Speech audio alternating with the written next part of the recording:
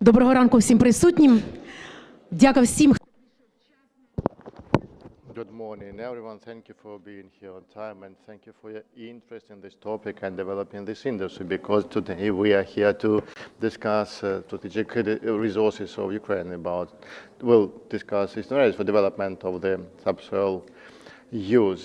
We'll talk about the extraction and processing of critically important materials. Can Ukrainian titanium, lithium, beryllium, and dozens of other minerals make Ukraine a key player in the market of the critical raw resources? Let's say the defense industry, the implants and peels on one hand and fire jets on the other hand. I'm just giving you an example of one of the elements of titanium. Another example, the X-101 missile that struck Ahmedabad used in this missile, about 70% of weight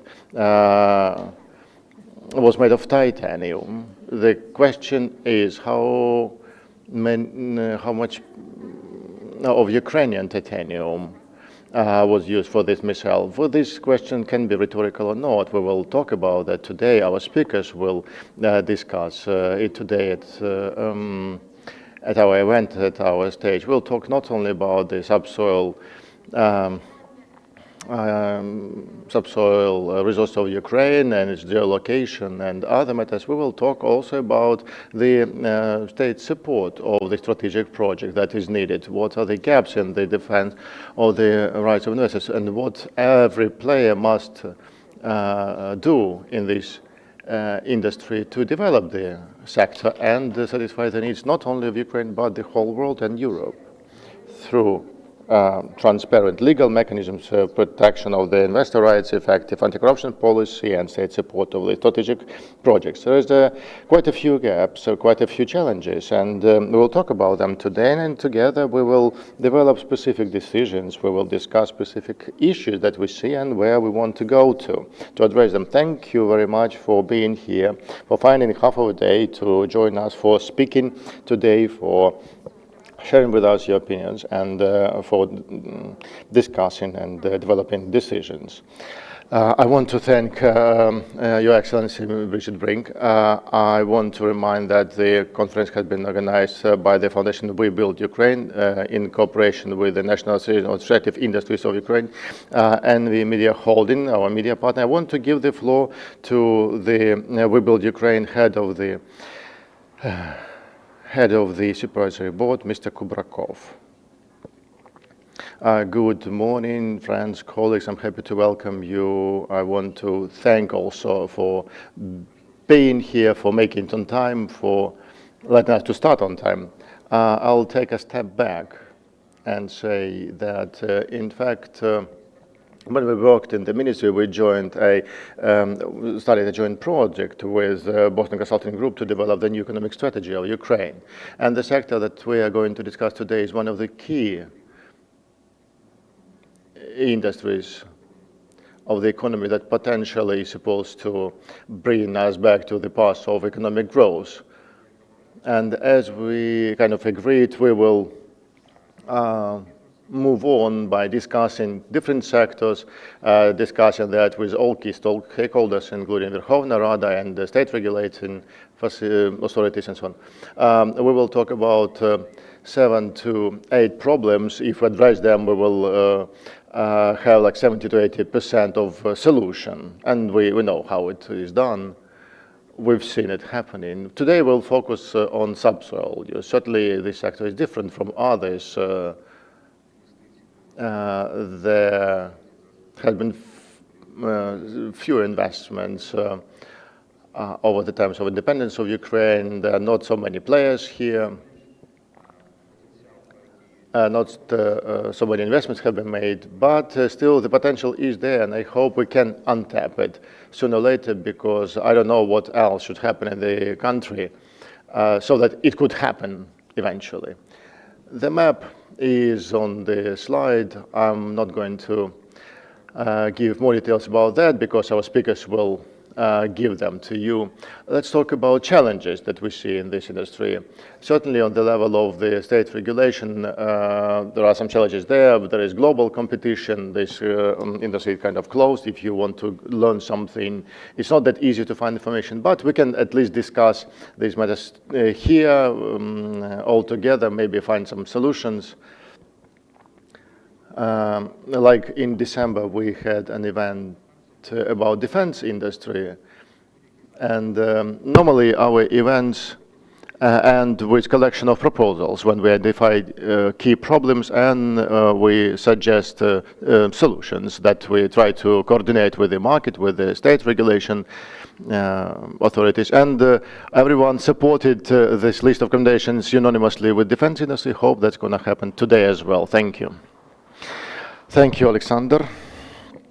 Now we are going to listen to the longest speech. Laszlo Juhas, Managing Director of BCG, Central and Eastern Europe.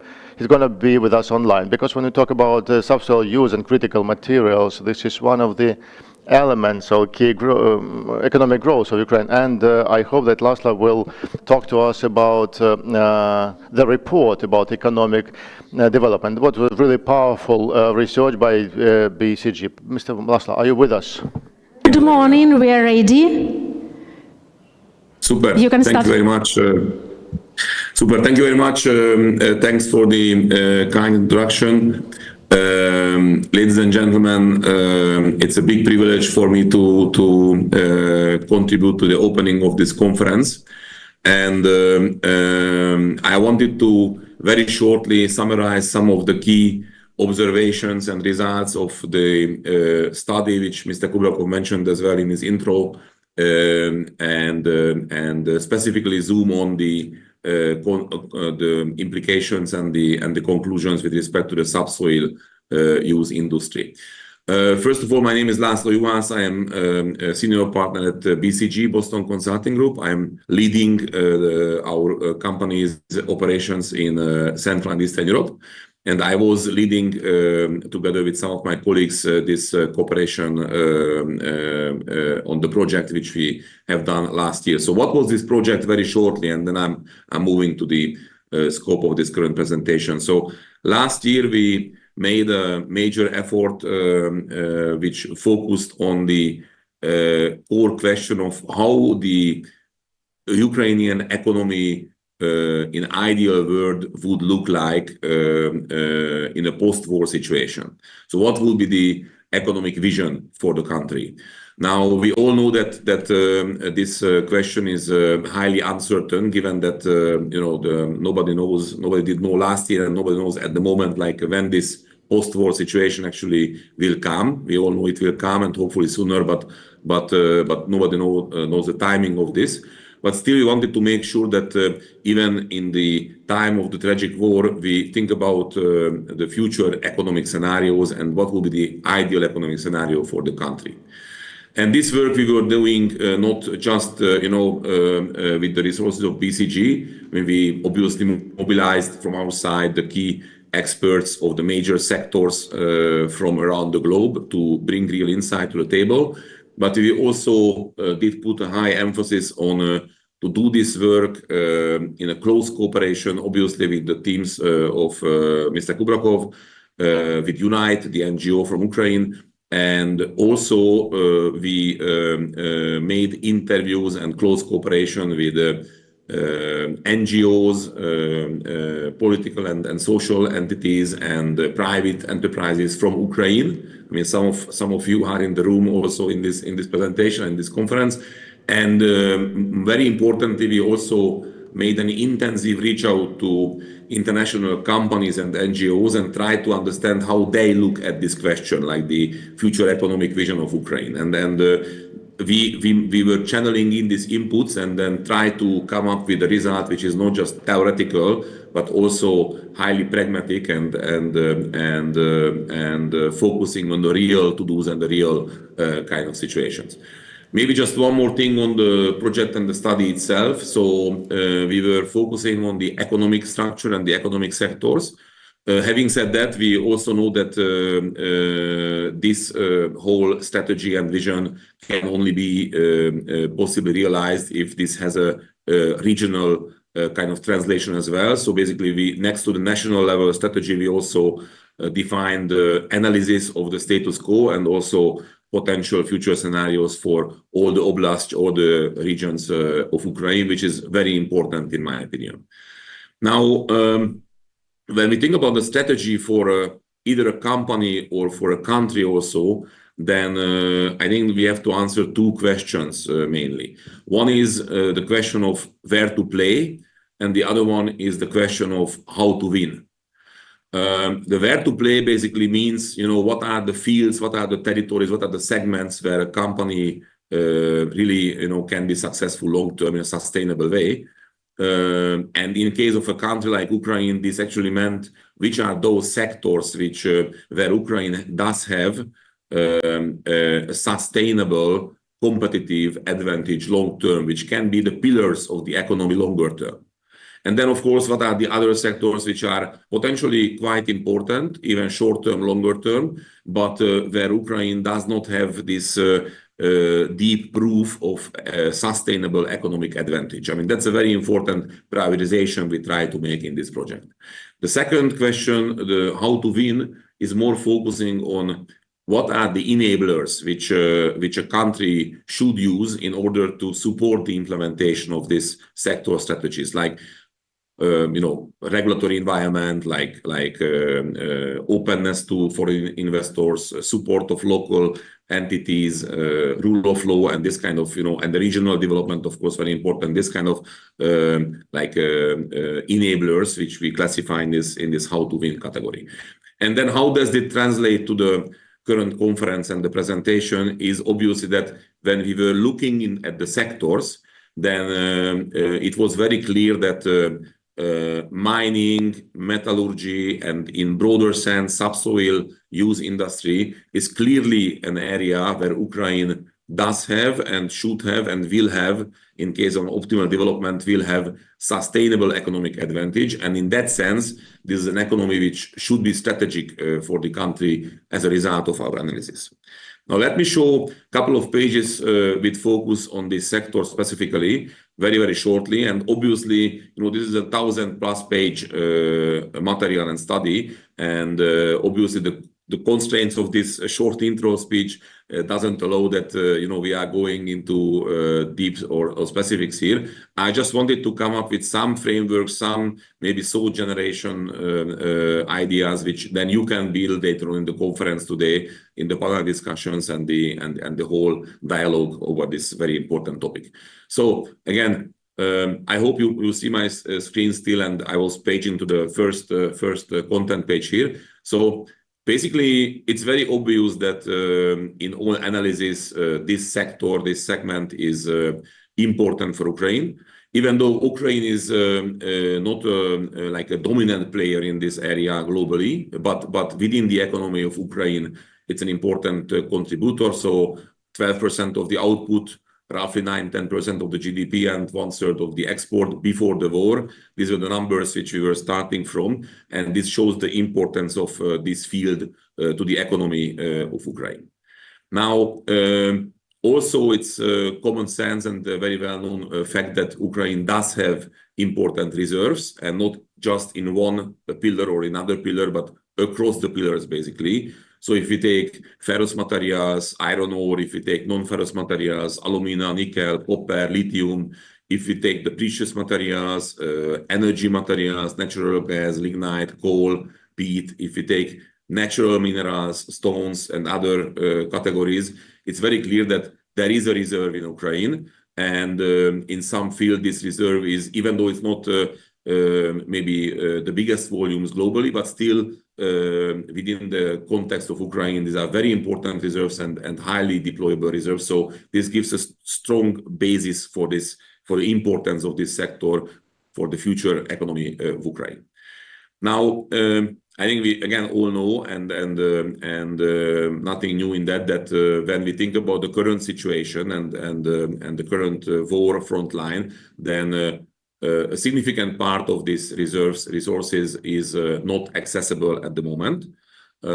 This is a bigger share in case of metallic minerals and a smaller share in case of some other minerals, but still short term we have to live with this constraint that part of these reserves is not accessible, and that's obviously also a moving situation because this picture shows status of mid-year 2024.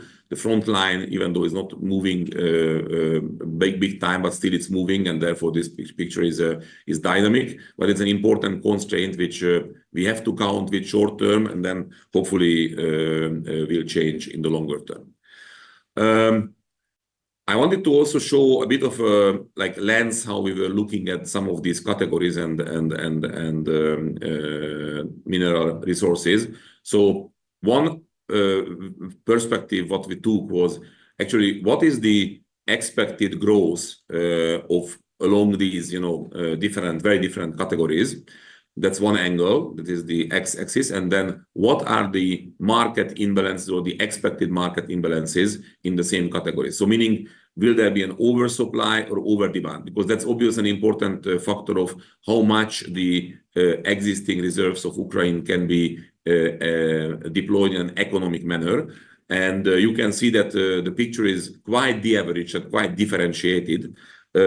Some categories like graphite, for example, do have a completely different position than some others, like some parts of the coal reserve, for example. So that is something which I think the future economic policymakers of Ukraine do have to have in mind, that the economic efficiency position of some of these reserves is quite different, and we have to apply a de-average lens when we think about the practical usability of these reserves for the future.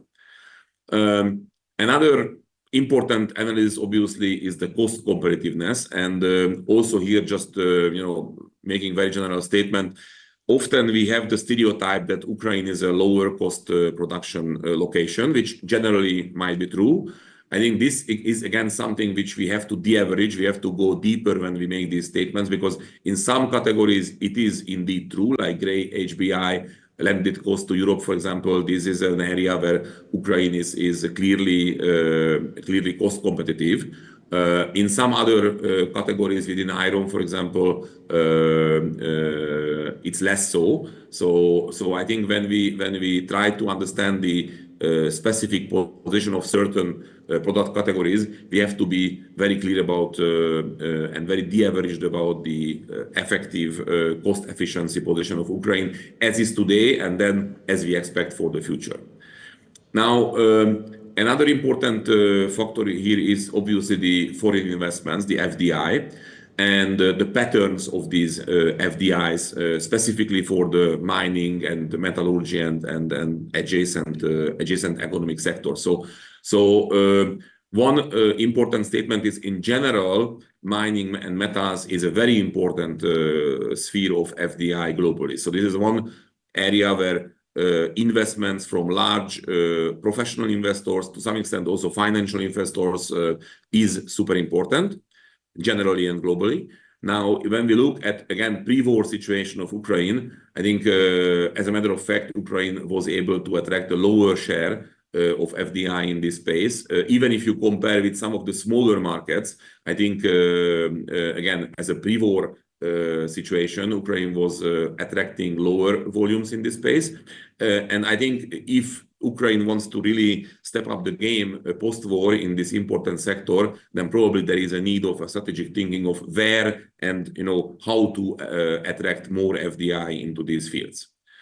And then maybe an additional kind of lens how we often look into this topic of strategic focus on when we take mining and metallurgy as an example.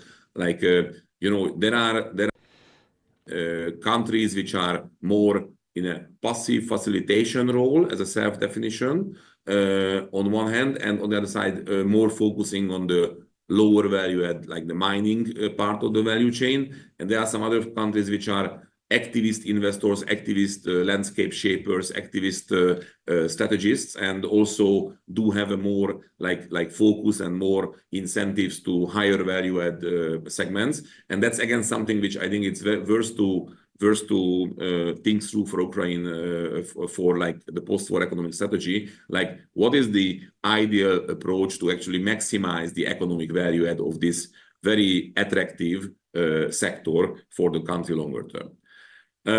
And then finally, and this is the page I want to close my short presentation and opening with. I think on the enabler side, there are some learnings which we were taking away from the analysis, but also from talking with the local and international companies. So we identified 6 critical factors to really support optimal strategy in this space. The first one is the government in any country, and also obviously in Ukraine, should be able to orchestrate its forces, its ministries, its different entities in a way that, you know, private companies, investors, international NGOs can have like a simple and focused and efficient dialogue with the given country. Like, for example, in the space of FDI, some countries do have a clear success globally because they are really implemented an institutional system which is simple to use, it's simple to navigate, simple to work with, and it's very focused on the dialogue with the international and local investors. Second one is pretty obvious. I don't want to take so much word on that. Stable regulatory framework, obviously, you know, rule of law, really, you know, make everything in the sense of the laws about the activities, the mining, the land access rights, and similar things. It's very important for investors, both local and international. And there is quite some work to do in that area for Ukraine post-war. I think it's very important to have a set of national champions in this space. I think that's something which will contribute to a better economic outcome in this space for Ukraine, higher value capture, as I also showed in the previous pages. I think 4 is attracting investment. I think here what we can say is that beyond the general and typical and common sense facts like easy processes, you know, rule of law and similars, I think in the area of mining there are some specific recommendations and best practices as well. So, for example, if the country is able, the big names of the sectors, the big names of the industry, that's always helpful because the presence of the big names in the country is actually also creating an attractive invitation for other players in the same sectors, and it's also like a signal for the other international investors that it is possible to enter the country. It is possible to have a transparent and good cooperation with the government and the local country. That's very important. Second, obviously, logistics, infrastructure, transportation to eliminate the bottlenecks as fast as possible post-war is also very important. And then maybe third point, which I remember that investors mentioned, that accessibility to critical suppliers and vendors in the space, availability of those companies in the country is important because then the whole ecosystem can develop and show up a more prosperous growth trajectory. Stability of relationship with business partners, again, quite obvious, quite important, especially along the supply chain. And then finally, the smart fiscal policy, which is, I mean, in a broader sense, like taxation, for example, like clarity and transparency of licensing, but also, for example, the availability of internationally acceptable geological data and surveys of the accessibility of this for investors. It's pretty important. So I think these are more again, a very high level, the preconditions, the enablers which we have seen, which are important to implement for Ukraine if the country really want to deploy this high potential and high feasibility area in this very important segment. So these were the thoughts I wanted to share with you. And again, I know it's very generic and high level, but within these constraints, I think we cannot go much deeper. But I hope that at least this was giving a bit of a ideas and thought provocation for the discussions later in the panels. And again, thank you very much for having me, and wish you a great conference today.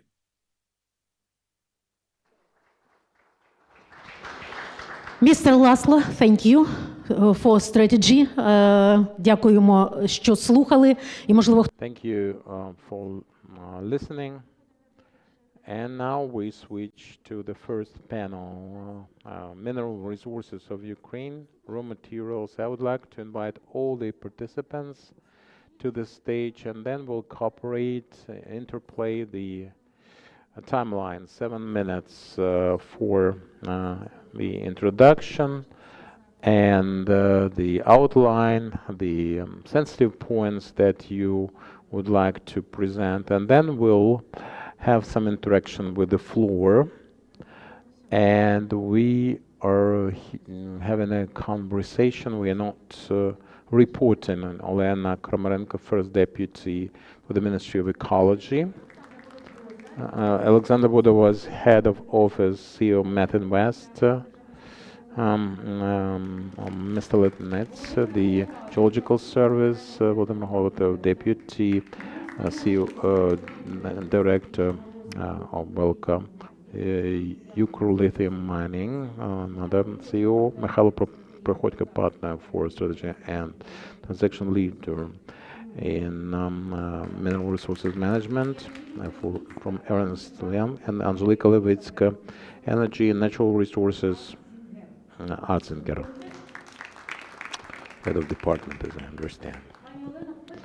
So the first question is to Olena, because the Ministry for Environment is there to make strategies. Your strategic vision is a reference point for everything else. What's the strategic vision? That's my general question to you for development of critical materials in Ukraine.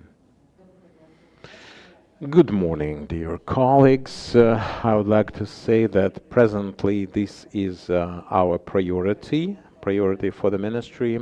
Despite all the complications and the hostilities, understanding the difficulty, the complications, we go on with the reform of the State Geological Service and legislation in that field.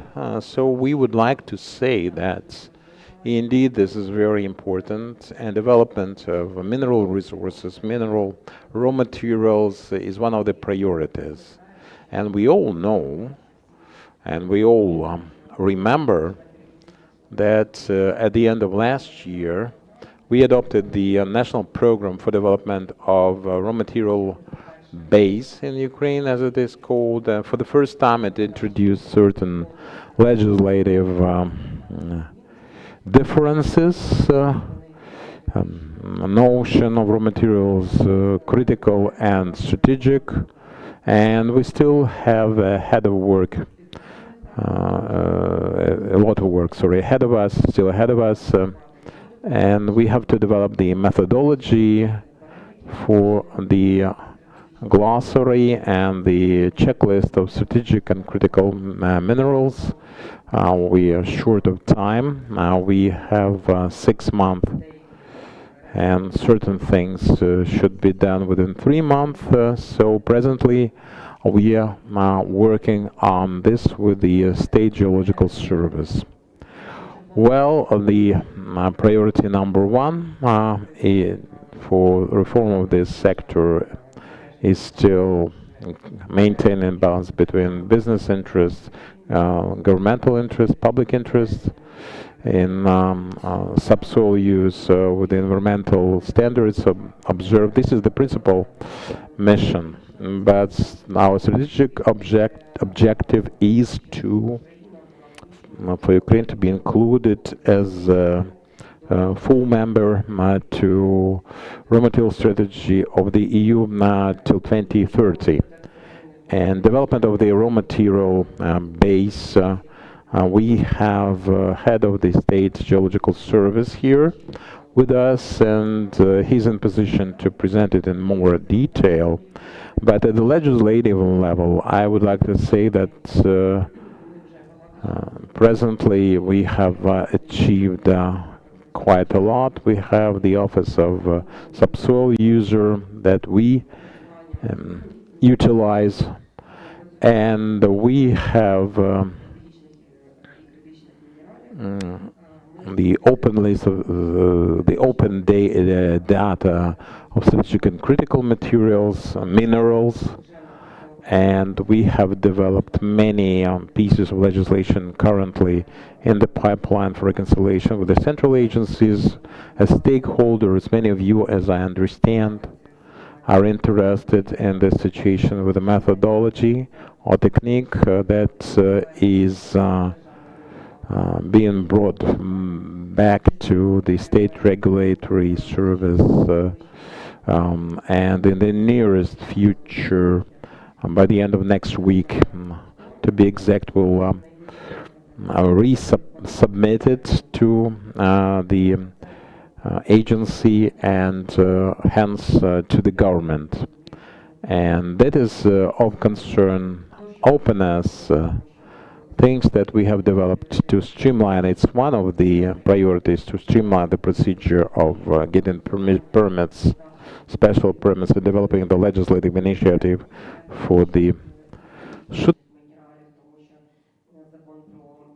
law on the production sharing agreement in its major part is about natural oil, gas and oil, but we can progress quite expediently as we expect, and we are very active. All the business associations are involved, helping us there.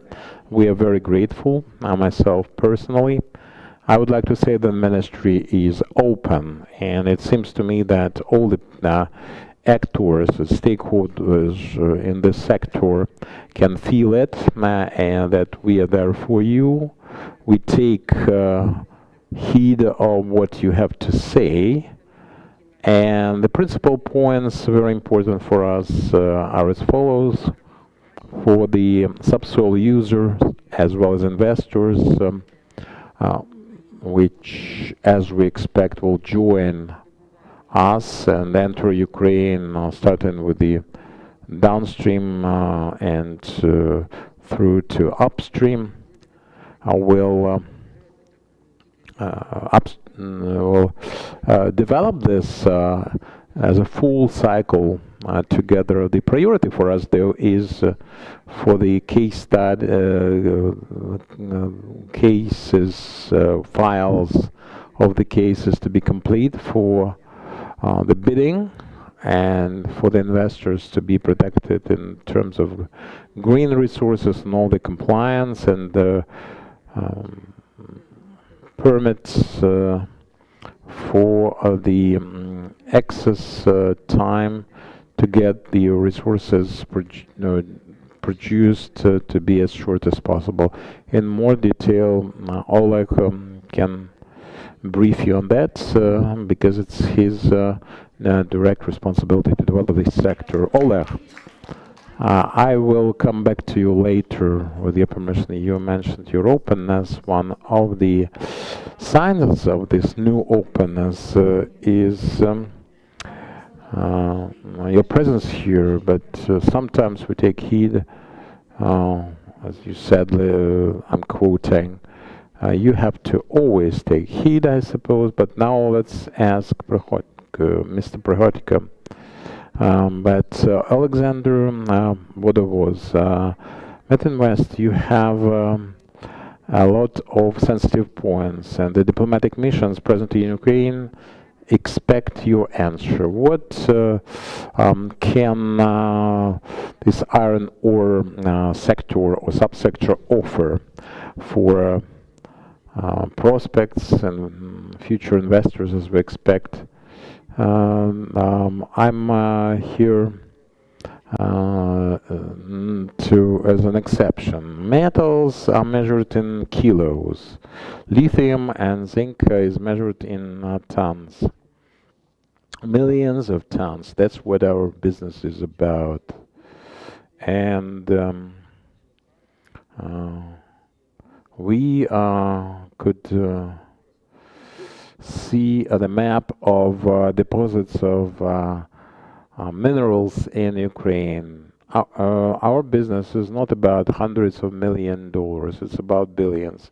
Should we expect any investor, not just any investor, those should be the big ones, because it is very difficult to fathom, but something there as a subsoil mineral takes $1 billion. We lost Pokrovsk. To replace such mines, such a mine as the Pokrovsk mine, there are 3 shafts, and it takes $10 billion to replace. So we discuss Western Ukraine. We have the coke coal. That was the last one at Pokrovsk. Investors would like to develop the Luboml mine, 150 tons of the explored deposit. First, you need to spend $3 to $4 billion to get drilled into the ground. Is anybody prepared to invest that amount? Hypothetically, let's imagine the war is over. With the tariff volatility for transportation, tariff volatility for power supplies, tax policy volatility. Any investor would like to understand how in 5, 10, 20 years they'll be able to get their money back. And lastly, I was discussing it actually, that in order to get investments, we need some stability, some kind of stability. Is it the war, I wonder, or our own irregularities, let's put it that way? This is one of the examples.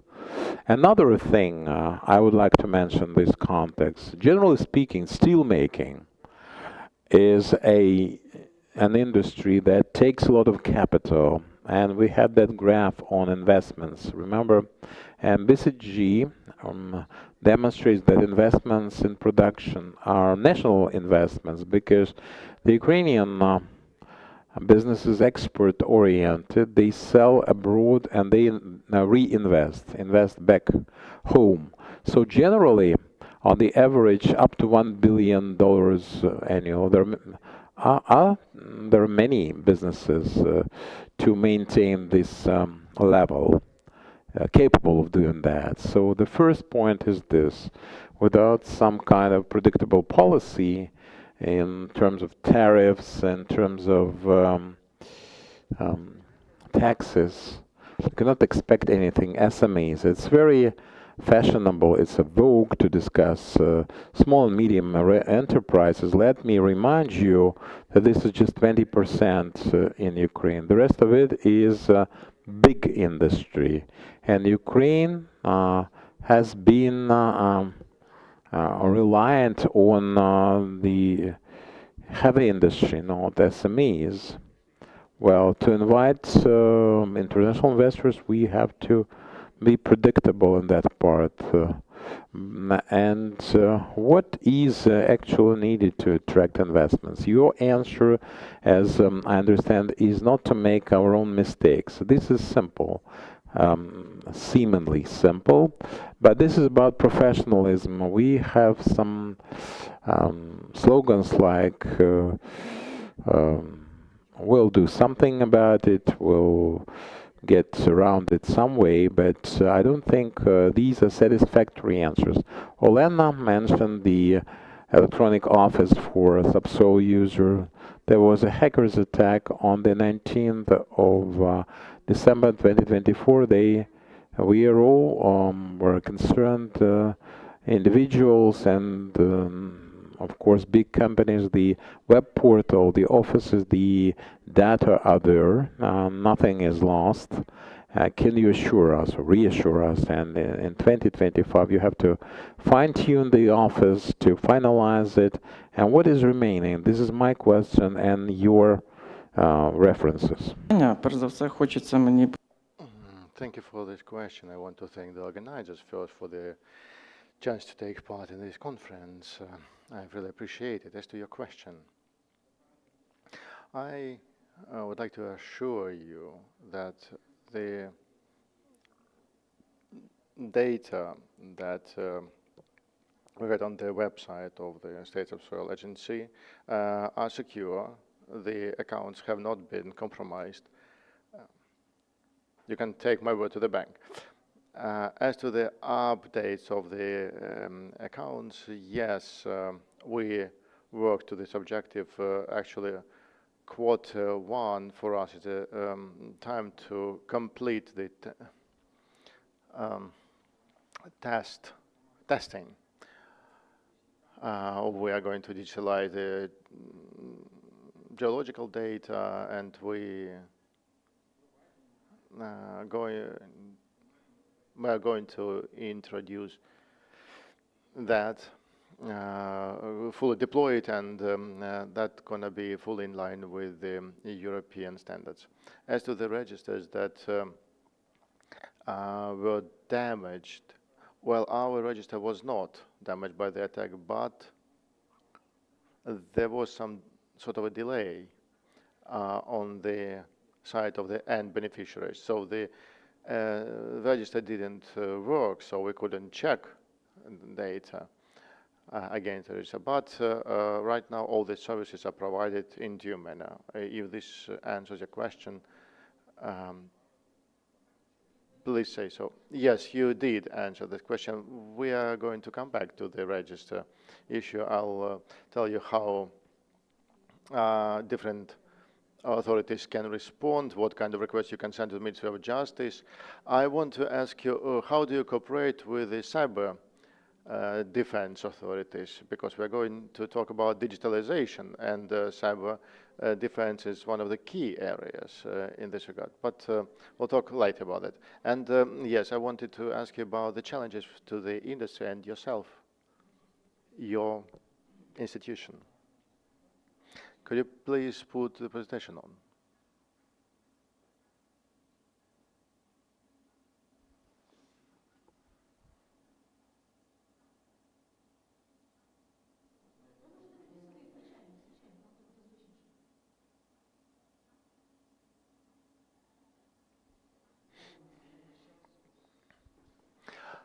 I want to share with you the key aspects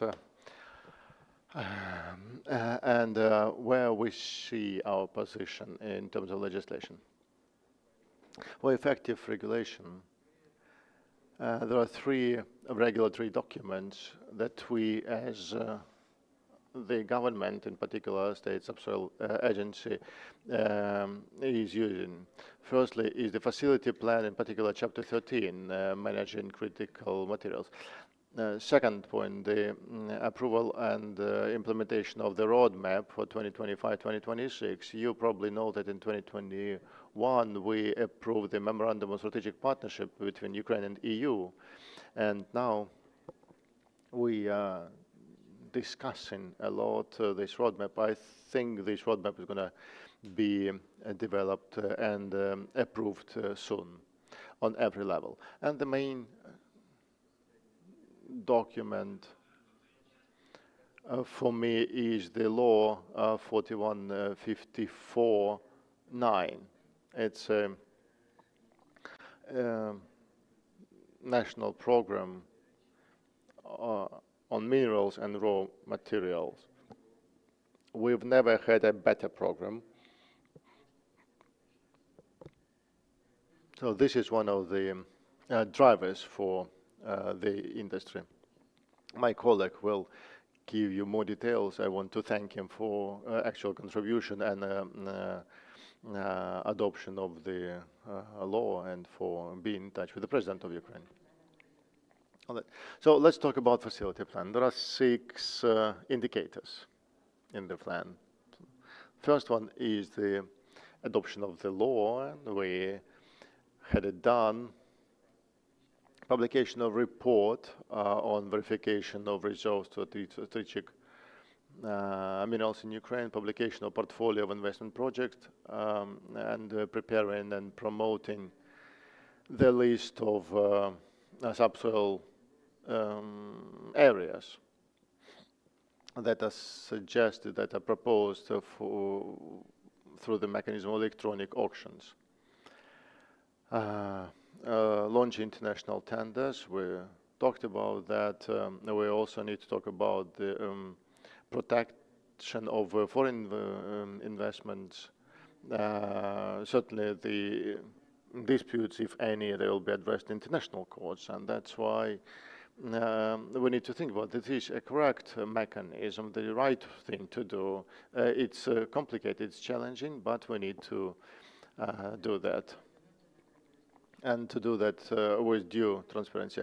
Update of electronic account of subsoil users, digitalization of secondary geological information. So I talked a little bit about that already. The digital special permit, no, there's not going to be any problem with that. We started a pilot project with the EBRD and we completed it. Last week we had just another meeting with them and we've got a green light for the second stage now. So what are we going to do at this second stage? The information is going to be digitalized for the raw materials. So we and the whole Europe will focus on the areas that we voted on in the government, so 26 of them, kind of critical ones. And we'll introduce digital auctions so that international investors could check out all our geological reports, historic reports, and materials. Not so much information has been digitalized yet, just over 100 areas that are planned to be auctioned. Still, there are a lot of areas that have not been digitalized. We need software for that, we need people for that, we need to train people to do it. So we have a head of a public agency speaking in the second panel discussion, and he'll give you more details. And the last indicated publication of report regarding the current legislation in the area of implementation of ESG reporting. Yeah, there are certain plans, quotas, and so on. I think we will complete all the tasks, measures that we planned for 2025 and implement this indicator. Yeah, thank you for that. I wanted to ask you a small question. You say that you need people, you need software, you need equipment, you need training. There is a small question. Do you have enough people who need to be trained, or are you talking about new people? Also, you say we are on the right track, but you say it with some sort of sadness in your voice. Am I correct? Well, in Europe, in European countries,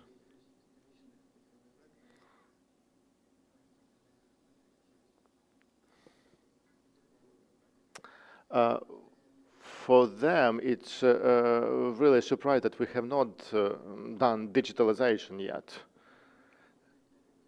And now we have to digitalize thousands of reports over just a year or 2 years. And when I say report, it's not only just a report, it's primary documents, secondary documents, lab results.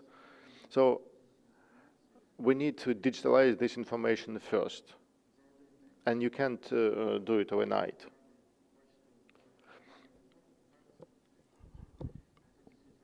When our expert here shows you an example of what you will understand what I mean.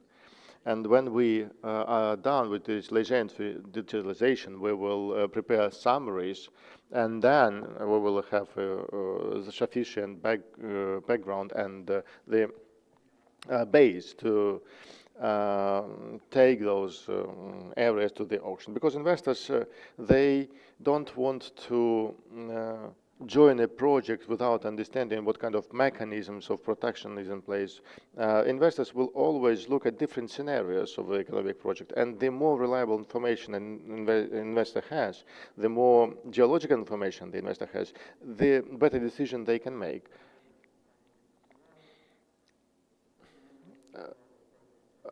In the company I worked in, before we digitalized everything, before we, until we digitalized everything, until we showed everything to investor, only then the investors joined our project. Before that, it was not possible. As to memorandum and the roadmap, priority tasks as part of the memorandum, the roadmap. For me, there are three assignments, three measures. Develop the low-carbon strategy and the roadmap for Ukraine. The state subsoil agency is involved, but not so much as for the second measure, which is about digitalization, scanning of geological reports and creating the data room for investors. We would love to do that for the new asset, current assets, and privatized assets, but we will focus on those that are going to be auctioned. And the most critical thing for everyone, for all investors, in particular in Ukraine, is the verification and re-evaluation of the reserves, because we have some doubts about these numbers that we have in place. We have a person here with us who actually is on lead of these activities. The biggest problem for us, if we talk about UNFC and JORC, we need to, again, come back to the digitalization issue, because we need to understand that it starts first with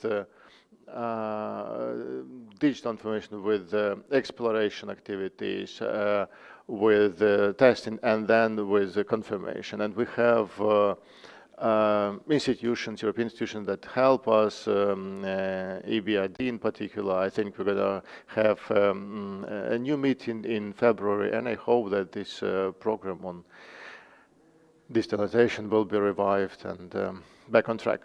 As to the mineral and raw materials program, as I said, we have a colleague who will talk to you in detail in the second panel. I'll just talk a little bit about four aspects.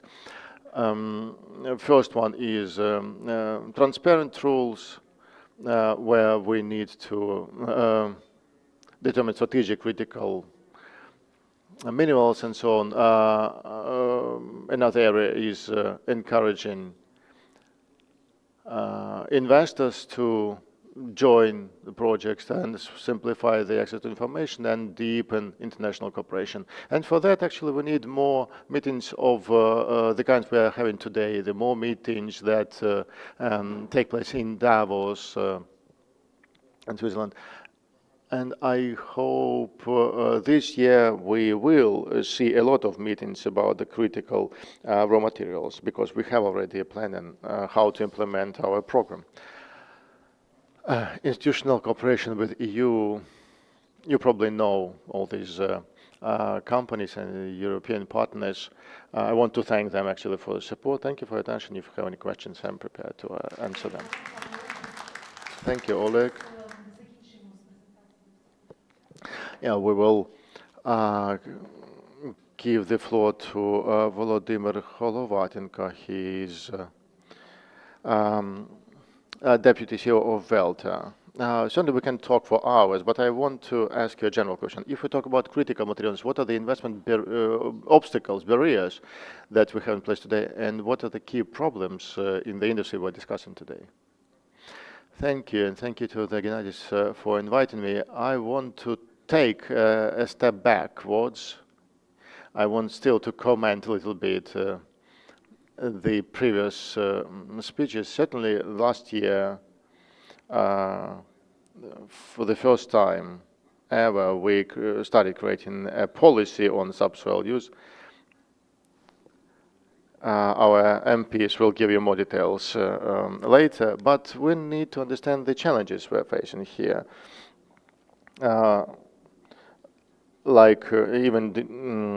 Define what we mean when we say critical raw materials, strategic, and so on. This is the first step, terminology. But then we need to create specific criteria, then put them into a manual.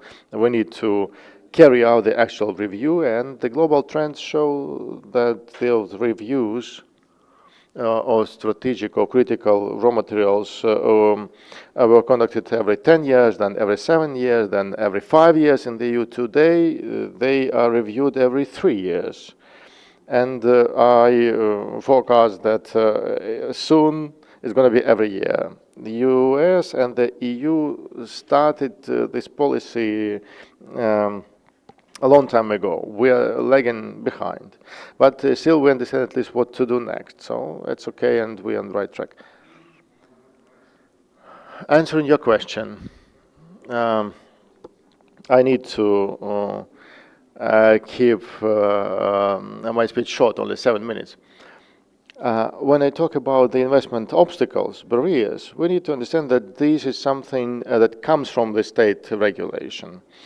State regulation, we know how to change it. We know how to shape new one. It's not a problem. The problem is that we started real fast. The speed was quite fast. I would talk here about two areas. We can talk about state regulation and the obstacles that an investor comes across before he enters the market. So when he goes through these permission procedures before the beginning of the project. And there are investment barriers that the investor comes across when he already got the license, when the investor has all permits in hands, and he's supposed to take some steps. So talking about the first area, let me tell you exactly what I mean. You probably know that better. I want to second on the second area. But yeah, let's talk about that. The business process. The first element is everything related to geological information. And yeah, we know that indeed we have the fantastic process at the moment, and they work fine, but not all geologic information is concentrated in this unified center. Maybe not all piece of information will be digitalized ever, and there is a lot of geologic information is outdated because it is on the carriers information that are outdated. Also, if we talk about critical minerals, so this information is outdated. The drilling took place dozens of years ago. After that, nothing was invested into the development. And we need to renew this process. And I know that the draft law suggests some tools for that. Yet still, these three elements must be digitalized, and they must be available on this first stage that investor has to pass. Yet we need to understand that even when it is over, those reserves will be approved according to Soviet standards. My colleague here says that not everyone likes it, but the international financial institutions, it's not that they like it or not, they just don't count these reserves because there is a Crisco template in the whole world with 11 standards in it. Or Canadian one, it's more related to the solid mineral. So there's a Crisco template. The whole world has it now. It has really clear templates, and anyone can take them and use. Look, my company, the company I'm currently with, is facing such challenges. We have to develop the deposit. I have to explore, re-explore hydrogeologists, geophysicists, and other um, drillers with the samples to be produced for lab tests, and I have to defend this protocol with the State Committee on Resources. I cannot do that without the protocol because otherwise I have no special permit and I cannot start developing my field. This is mandatory, but this is not helping me. I'm wasting my time mostly and money, of course. In parallel, I have to undergo this procedure where I'm supposed to make slightly different samples with international labs, with international standards for the lab tests, which are compulsory for the CPR. Without CPR, competent personal I do that twice, the same thing twice. I would like to do it just once with the State Committee on reserves with the resource adopted with the CRISCA template. The sleeping licenses, the sleepers, I can explain this notion to those concerned and curious. Now the access to the market with the production sharing agreement license for the government, it would be much more honest to offer a choice to businesses as far as the toolkit goes. You can auction your plot or you do the production sharing part. It's a normal practice in my book.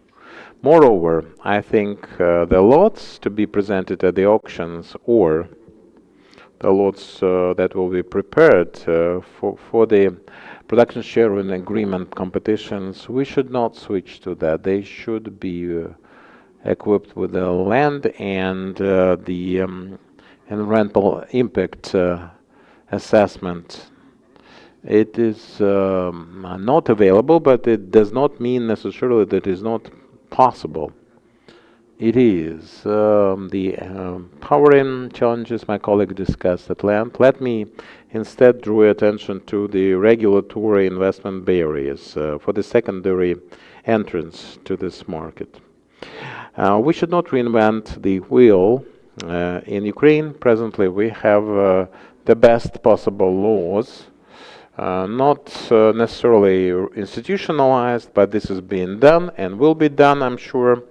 What I mean is that this law on investment into economy, we call it considerable investment, the industrial park law and the law on the mechanisms to stimulate financially export activities. I call it the mandatory triangle.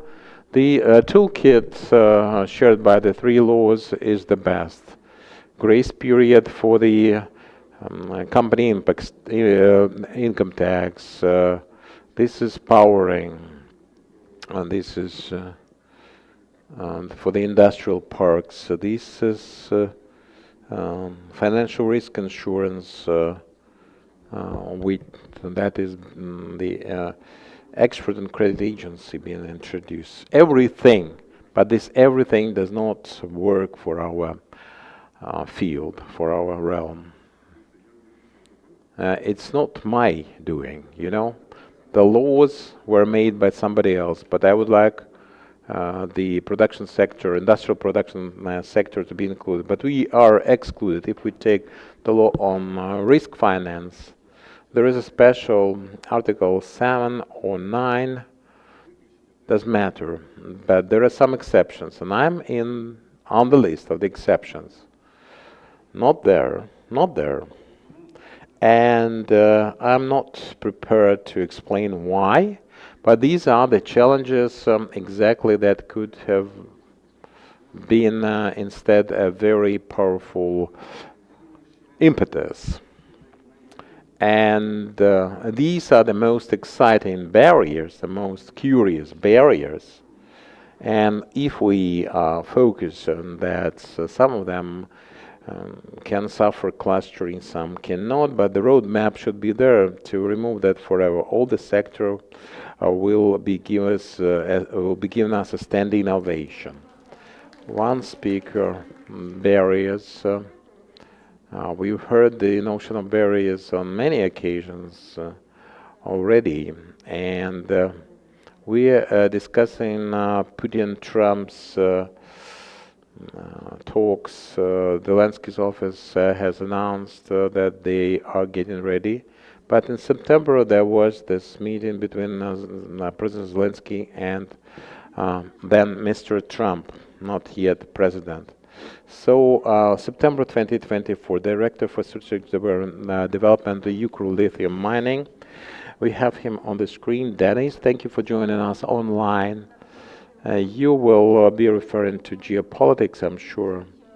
Lithium is a strategic raw material, without any doubt. Perhaps you should follow the steps of Volodymyr, discuss the legal issues. Let me respond to some remarks made by my colleagues before me. It is a very pleasant thing to be heard from the ministry, the DSK regime being lifted. This is one of the problems, of the challenges that we should mention when we deal with some talks with the investors, prospects, and so forth. We can say, guys, you are offering investments in Ukraine into some location, but you cannot disclose the key information on the project. We have corporate procedures. We cannot waste our time even on the discussion if you cannot disclose the key information. That heading should be removed. This confidentiality, a confidentiality stamp should be removed, which is called DSK for internal use only.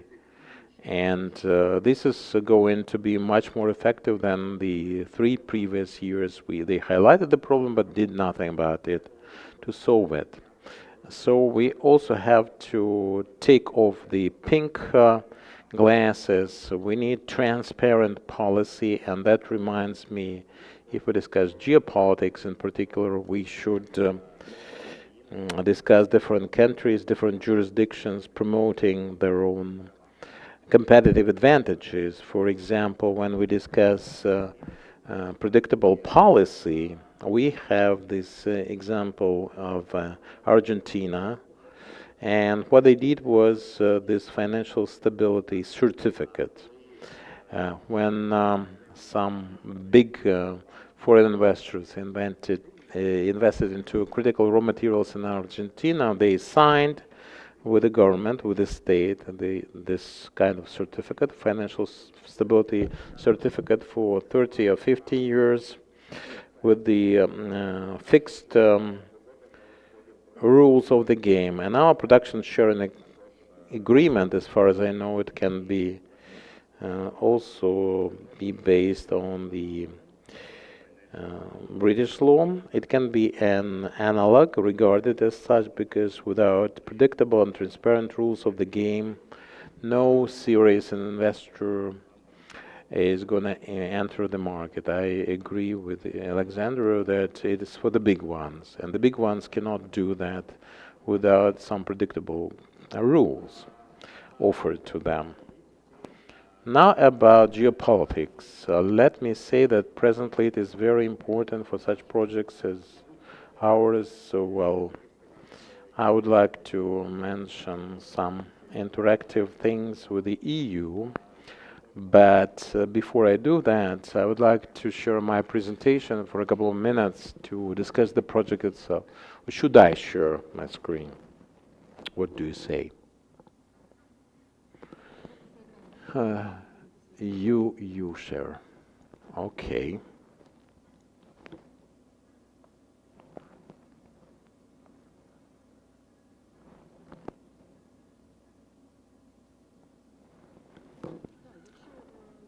Well, we have two more speakers. Get ready with the questions. We have 20 minutes for this panel left because we started later than expected. So can you see my screen? We are trying to do something technically, but keep going and we will try sharing. So we have a special permit on production Forthe lithium deposit field. This is the only special permit issued in Ukraine so far.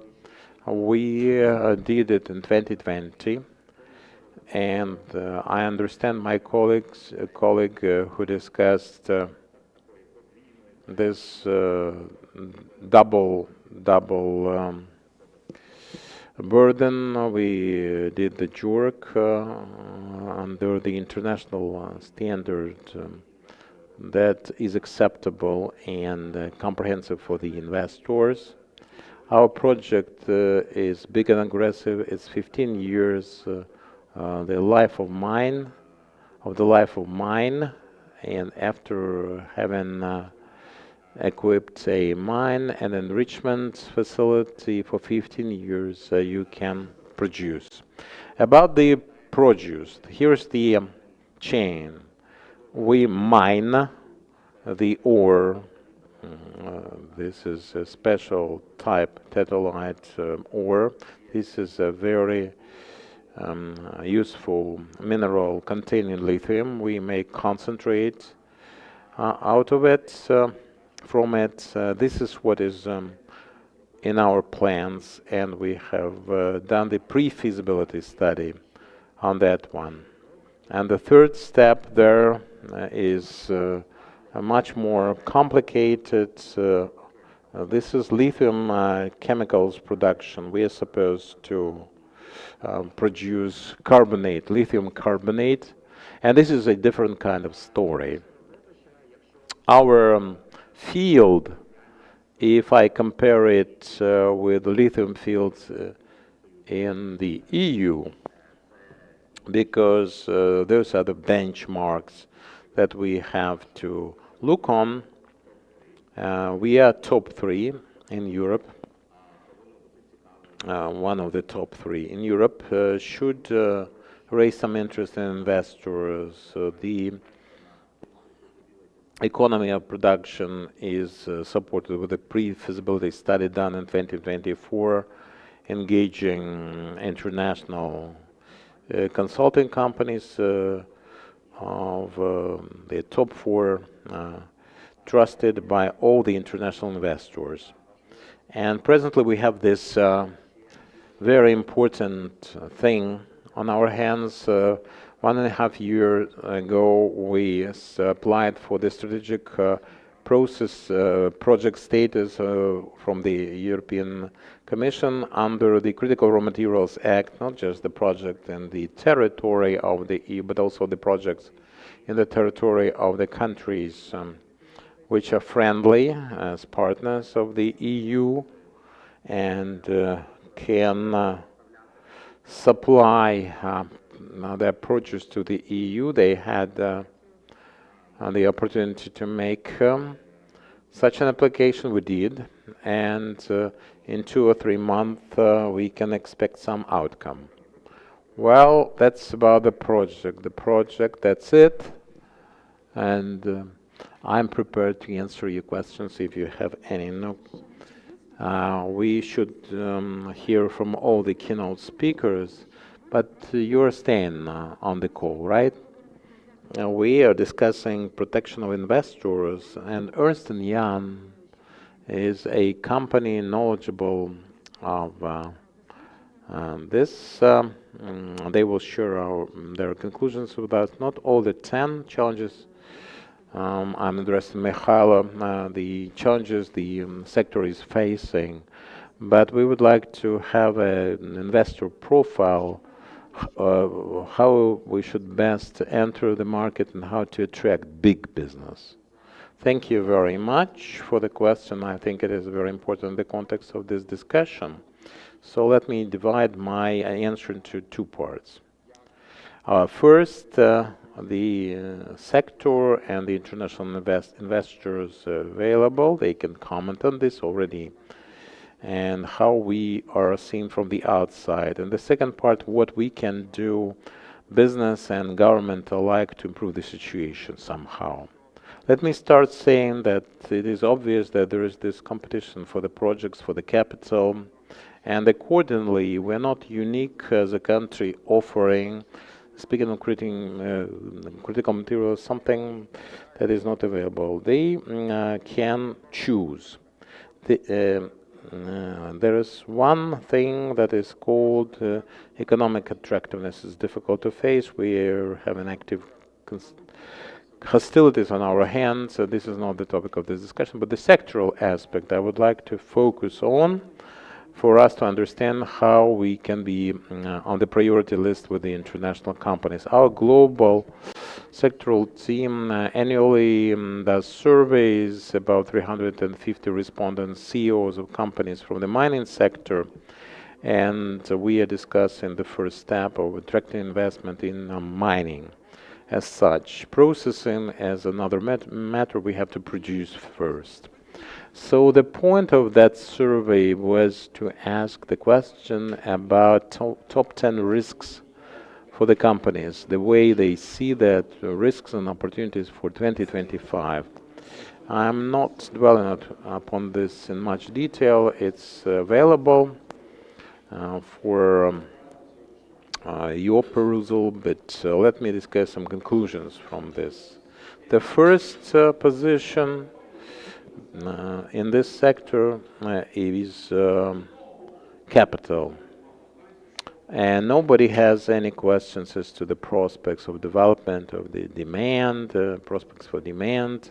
And the BCG colleagues mentioned that there are rates of growth, but we will need that material. There is no doubt about that. But in a short-term perspective, there are several factors. Pricing of the product. The prices have gone down. The peak is already behind us now. The prices are down. In nickel, it's clear there is this surplus from Indonesia in terms of supply and less demand on the part of China. And lithium, the same situation. We are down to the 2022 level for 3 to 5 years. We do not expect any raise, considerable raise. And we are in this competition that is not as attractive as a couple of years ago. On the other hand, the capital for the sector is limited in all the world. Capital is much more expensive than it used to be. And with this new competition, new situation, they have to downsize their investments. The big Albemarle, the biggest supplier of lithium, next year will decrease it by 2 times, and they previously did it for 20% of what they had. And the same goes for the rest of the competition, the rest of the companies, the investors. Approached by the companies in terms of capital management efficiency and decision-making discipline. What does it mean in terms of expected actions? Perhaps you cannot see clearly, but for 12 months to come, 3/3 of the companies are talking about leaving the project IPO or unbundling of their businesses. That means that the capital is not sufficient. M&A and strategic partnerships are reviewed, but on a smaller scale. And in the focus, we have the projects which are already at the operational phase, not the green field, not the ones getting off the ground, geopolitical and regulatory issues.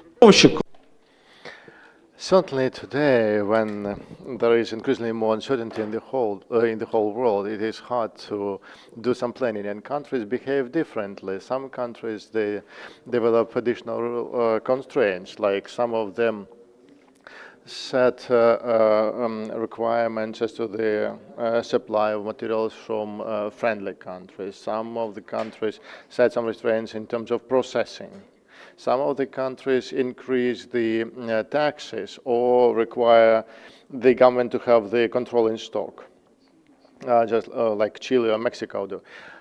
At the same time, in the same world, there are countries that set another objective. They set the objective to be self-sufficient in terms of the critical materials, both inside the country and outside the country, and they are prepared to invest into self-sufficiency, like Japan. Japan is prepared to cover up to 50% of new investment projects if they provide supplies of critical materials, or Saudi Arabia provides additional $200 million for development. That's kind of governmental investments to increase the reserves and supply materials to the country. Are there things that the businesses expect from the governments, those that encourage FDI?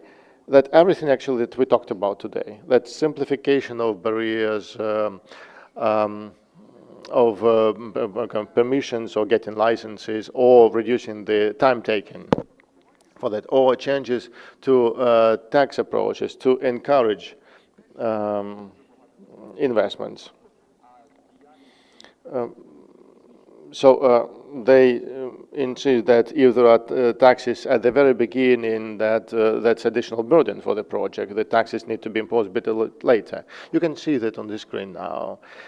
The direct subsidies, it's the action that is expected the least by businesses. So the so-called environment, it's much more important than some incentives, because everyone understands that's going to be limited.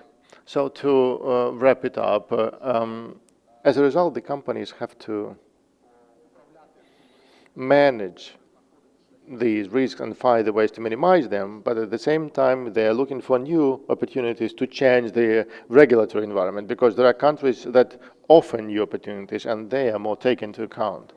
The next two risks, well, or rather focus areas, that's reserve depletion and new projects. These are totally different issues that we didn't cover in the previous study, and I think it's logical that it comes from the point number one, which is restricted capital, limited capital. On the one hand, the companies are very much concerned that the reserves are going down because of two reasons. The old reserves deplete the resources, but on the other hand, the investment, new ones, were insufficient over the past times.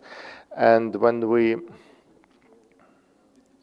talk about new wells, new drilling, we have the statistics about the new discoveries. And we can say that over the past 10 years, the number of new discoveries is significantly less than the number of discoveries over the previous 10 years. But when we talk about new projects, there is another important factor in terms of the investment assessment. This is the time taken to reach the proper operational activity. Now it is 18 years. In 2010, it was 12 years. And there are two major reasons.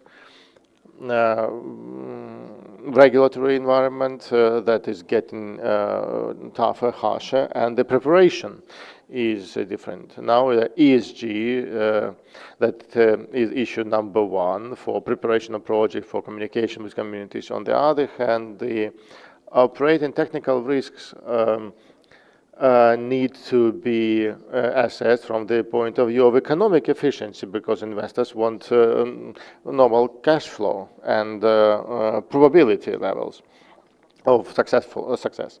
So we can, in summary, say that most companies in the world believe that critical materials or strategic materials, as they call them, as a potential growth point, and they are prepared to invest. But in the short term, given the capital limitations and the price caps, the investors really analyze the projects with better quality. The requirements to projects are now much higher. Second point, given the higher geopolitical risks and regulatory risks, the companies are very much interested in starting partnerships with local companies for the project that have already been prepared. And actually, that's what we need. And then, what do we need to do? It was easier for me to comment on the first part of the research. This research was not for Ukraine. That was a research of companies all over the world. But you're talking about Ukraine, we need to say that the companies already represented in Ukraine, if they're interested in this sector, can be this growth driver. And when we talk about new projects, new auctions, I believe that the companies that are already representing Ukraine, they can start investments into purchase of licenses or all the explorations, evaluation of the reserves, preparation of all technical infrastructural issues. And they will also go to international investors, engage national experts, and so on. But at the same time, it's important to underline that our businesses must be prepared for that in terms of the corporate management, corporate governance, their values and their prices. What the government can do, there are three main points. Point number one is strategy.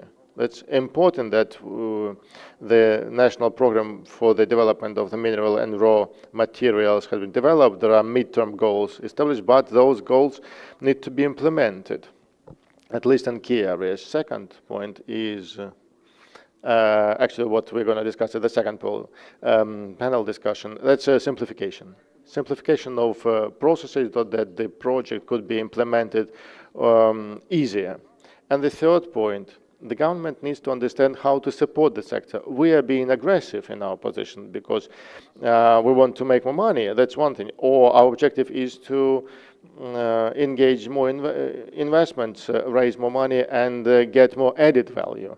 Then, in this case, we need to look at different players. Certainly, the resources are limited, but we need to understand what are the steps that we need to take to encourage this type of investment, to raise them. And Kiev School of Economics, when we discussed the facility plan last year, we saw that some of these initiatives were already prepared by companies, and they were already offered to stakeholders. Thank you for your attention. Well, thank you, Mikhaila. You shared with us the study that would be interesting for the whole world, for international companies. But Ms. Angelitska from the company Eisinger, she is going to talk about companies that, Ukrainian companies that want to go outside. And I love that kind of speakers. You understand what's going on in the whole world in Ukraine. So please, the floor is yours. Thank you for this intro. Thank you for the invitation. Also. Я буду презентувати українською мовою. Дійсно, буду говорити про страхи ринку. Yes, I'm going to do my presentation in Ukrainian. I'm going to talk about the threats that we see in the market. We are the company that prepares analytical materials in terms of the development of necessary legislation for the for Ukraine to join EU. So this slide is about official screening of the Ukraine legislation, what we need to implement in the mining context. 550, that's impressive. The number of pieces of legislation in energy, mining, and environment, these are the three areas. And unfortunately, we didn't receive good scores during the previous periods, but our colleagues in the government did their homework to improve this course. But what does it mean for our industries? What kind of threats do we see here? Well, the threat is that we don't know what's going to happen, because the Ukrainian market, in terms of the subsoil use, the biggest comment is sounds like that. Please give us a roadmap for annexation to the EU for the next 5 years. They talk to ministries, to different stakeholders, and no one has this consolidated information. When my colleagues say that the international investors are looking for predictability, do you think that local investors do not? Well, we do. We are in the turbulence zone. This is a terrible state. There is a war going on. We don't know when it's going to end. So the horizon of planning is very much unclear, vague. But on the other hand, we are going towards Europe. We're integrating into new legislation that we don't know. And sometimes it strongly contradicts our legislation and our national rules. So the first fear that the market has is uncertainty. We don't know what's going to happen in terms of reintegration legislation for the mining industry. So if you, dear colleagues, could articulate it better to the market, that would be fantastic. That's just a favor I'm asking for. Second point, when we talk about some of the colleagues say we are talking different language with our international investors because the classifications are different. Indeed, when we talk about, we talk to international experts and send them translation of our classification, they say, hold on, according to our classification, what kind of mineral do you mean? And what kind of technology do you mean here? Indeed, we are still speaking different languages with Europe. So the second fear and the requirement of the market is to bring our classifications in line with the European ones. That's going to be of huge help for our investments, our international investment, and the FDI. Investors want to see the demining act in Ukraine. This is a general practice. Second point, the single window governance system. How many agencies do you have to work with today? Well, there are at least 5 of them, right? Key ones. That's not be the case. There should be a single window principle. Point number 4, increased environmental responsibility. We are out of the trend, and local investors are scared away by it, but this is a requirement of the global market. Everyone has said that, and this trend continues, and we need to be in line with it. As to the Critical Materials, Critical Raw Materials Act, if finally, I said we need to not only to make the classification, but to show the percentage of critical raw materials that is accessible for investors. This is the framework that the investors absolutely need. I hope that our government hears me saying it right now. What are the fears that scare away every subsoil use? One of them is called the Emerald Network. I see almost everyone is nodding.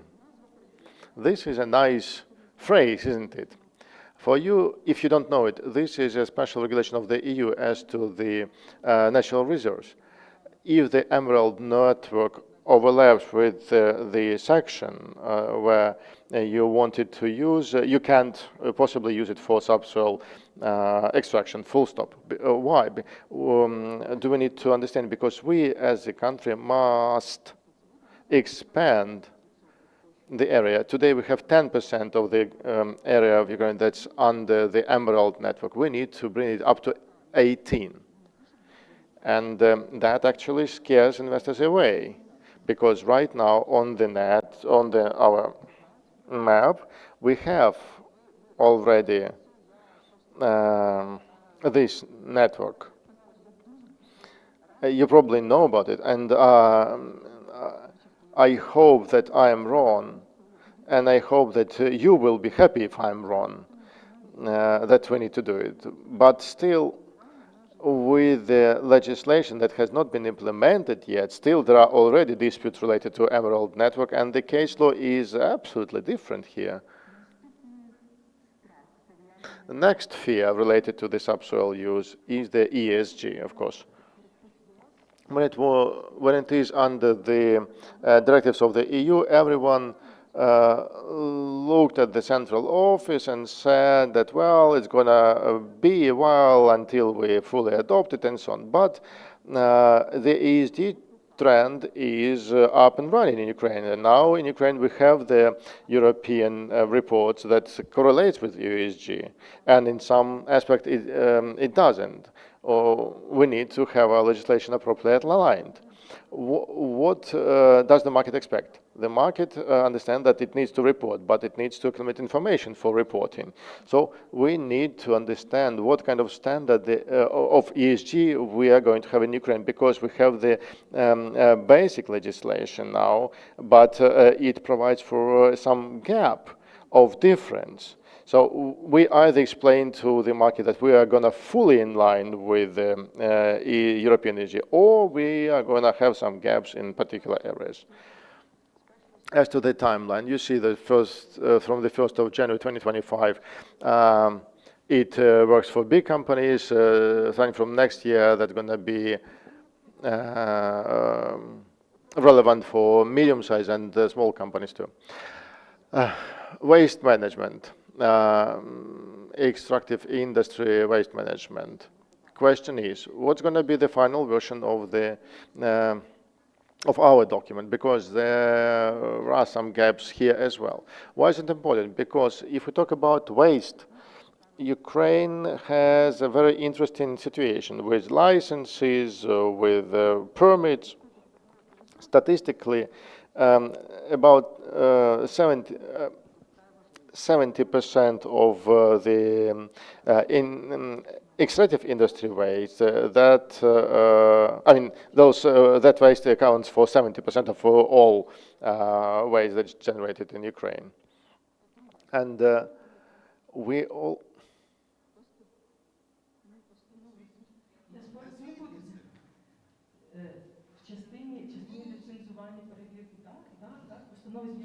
Yeah.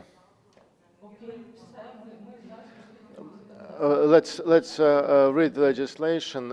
If I maybe mentioned the wrong number of resolutions, we can check it out. I will correct it.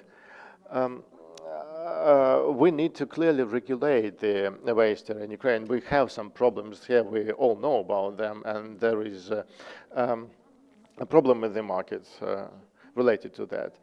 That's one thing. The other thing, we want to see how this law is going to be implemented in practical,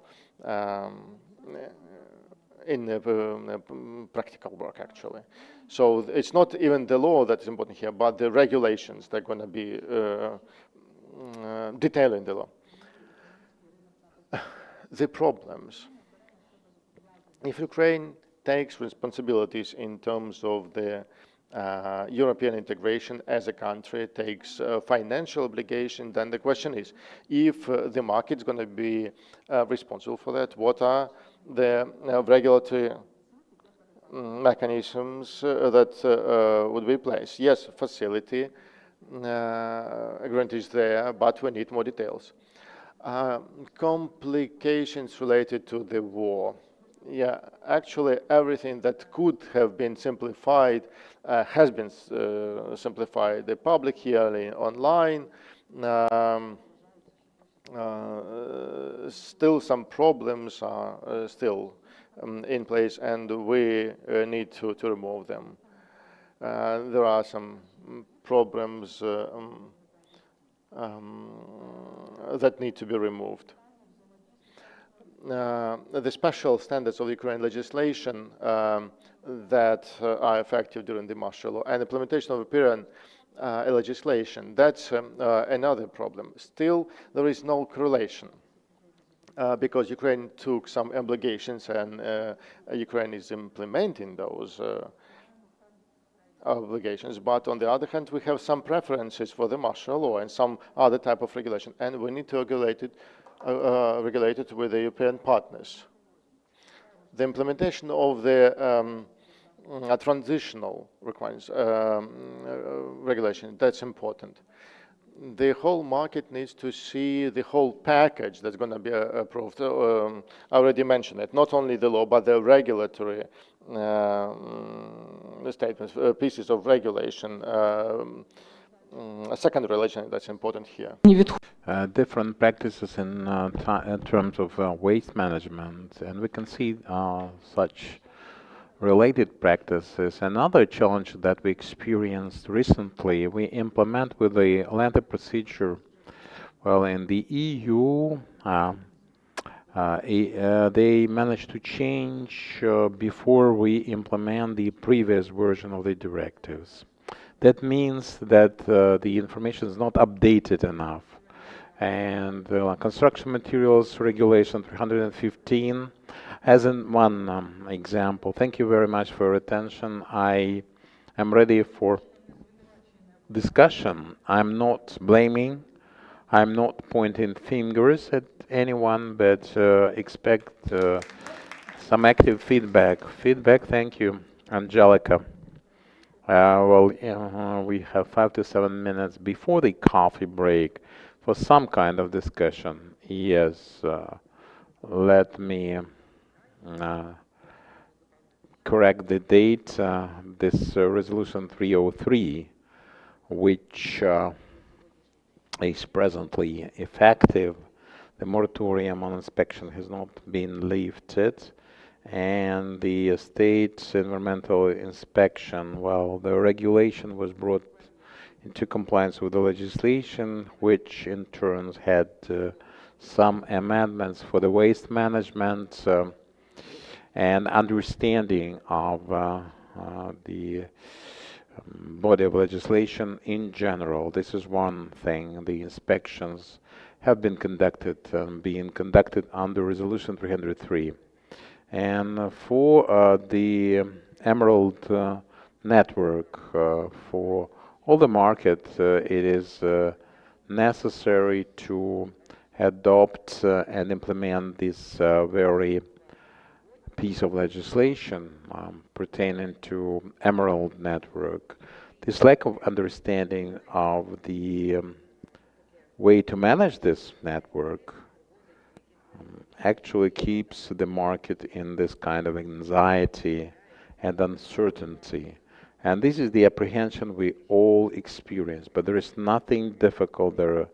This is management of the Emerald network. This is there are 3 annexes. Each annex has its own conditionalities. We shouldn't be afraid. Just read through the directive carefully so that we understand what to expect and how to proceed. And when we have this regulated for all of you and your businesses, it will become much clearer, because with uncertainty we have no rules of the game and they cannot proceed and progress. As soon as we have them, we'll have to stick to them. And I'm just calling upon you, let's sit at the same table and start developing some guidelines, and we should adopt this law on the Emerald network to make our lives much more comfortable as far as the international commitments are concerned. For the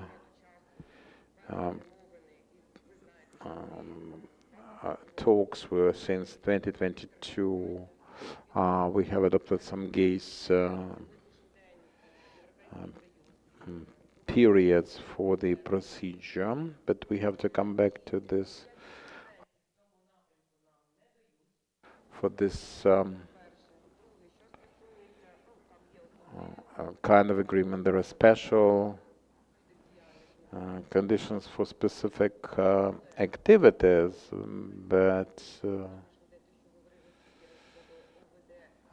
about this OVD, and it's not clear what is meant by OVD, but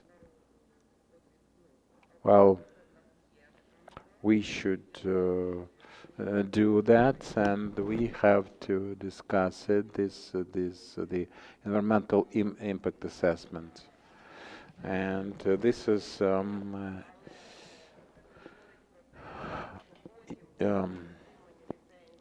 EIA, and that keeps us in the certain certainty that we won't be exposed, and again, this is done once, and this is part of the investment case study for all the investors. You should understand where these facility is different territories under protection, heritage that is getting much more important with directive, the implementation demanded by the EU. And in that very directive, we have the special procedure for EIA. And if we evaluate the risks at the primary stage, is it some preliminary procedure or some kind of toolkit offered? We don't know yet, but it's just logical, it should be there. And Alexander, you wanted in Volodymyr. Well, I wanted to recommend, there is another very important factor. This is our legislation.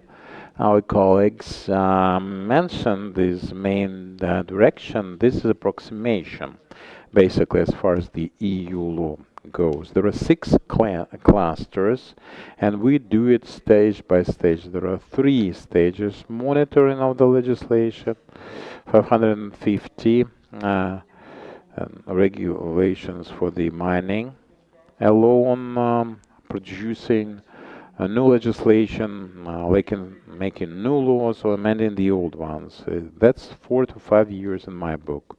But what is most concerning? Well, business is admitted, so we have to bow to the Ministry of Environment and the Ministry of Justice, leading the process in question. There is this discussion. Discussion is good, but we are concerned with the position, or about the position of our European colleagues. The EU ambassador is very strict. The Brussels are very strict indeed. Dear Ukraine, the text, the EU law, it's take it or leave it. There are no talks. You think it's a negotiation. There are no negotiations. The EU law, you should just join it. That's it. And my concern is this. Our officials seem to be telling us that they cannot do anything about it. But this is not the way to go. We are having the war. Unlike the EU, we have a totally different economic situation. Now we're in the talks on purchasing steel mills in Europe. Steel mills in Europe get grants to bring them into conformity with the EU law on environment, up to 1 billion euros per facility. We cannot possibly be in compliance or conformity with this. And this is something we are gonna stumble over in the talks, and we have to take heed of that, and the good one. Well, Ernst & Young, the colleague made an excellent presentation on the time for investors to get to the stage of cash. 18 years, he said. I think it's too much, but 5 to 7 years at least. And the best criterion to decide whether everything is good for the production in mining industries, the number of mines opened over the 20 years, lithium and so forth. But there are feasibility studies, there are no mines, 0. I'll give you the number 0. Well, is it good? I'm in doubt. Another remark, Volodymyr. Angelica. Yes, thank you very much. Yes, when we started going along that chain from the permit to commissioning, it's 15, 7 years. This is an established fact. There are different ways of mining. You can actually do mines, you can do pits, so you should not accept the average. But it's all on time. You should accept, one should accept. Thank you for the initiative, for the case to have this EIA, and then the investors should understand that they enter this with the EIA and the land plot attached. I'm not trying to generalize, I cannot, but we can first and should first issue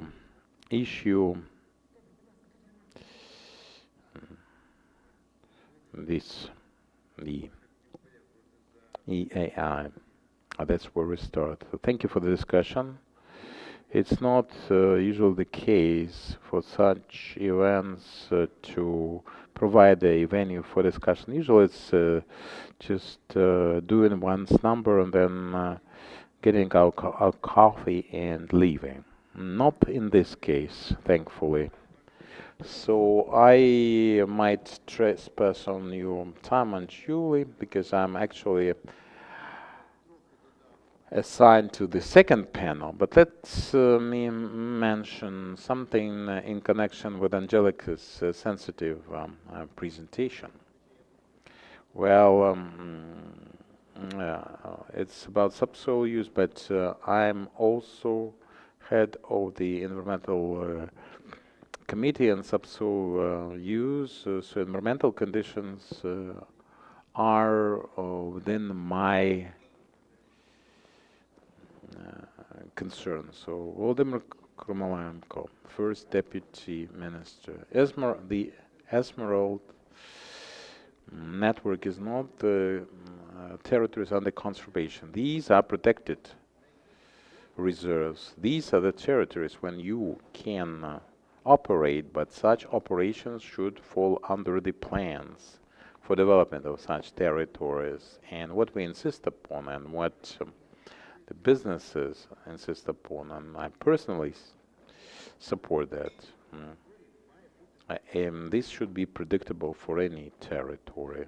And if a person has this its ownership or under one's management with the deposits of some minerals, they should immediately,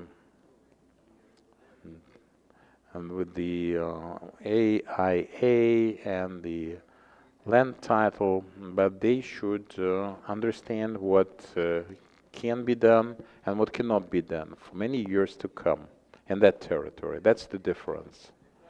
So we should not be afraid of this emerald notion as such. We should advocate for this very approach, the approach suggested in other jurisdictions, and it's in the legislation of this jurisdiction. Because, quite frankly, from time to time, and I agree there with Alexander with the was, we are actually undecided. We have some limits, then we remove the limits, and then again we, without any kind of advocacy, we approach the EU. We should approach them, we should talk to them, we should come to terms with them, and that's for us as the Parliament. We hope for the understanding with our interlocutors, because protection of environment, mining, waste management, industrial contamination and pollution, that's something to be discussed with the EU. And we would like to hear first inside the country, to talk to them using any kind of venue to discuss this with businesses, with the Parliament, and then we will have this reconciled position presented to our European partners, and we hope that position will be defended with all the ministries acting on one front. This is not a coffee drinking opportunity, but may I still offer this coffee break, but we would like to make a family picture of the keynote speakers. So get closer. The coffee break is 15 minutes, and then you're expected to come back.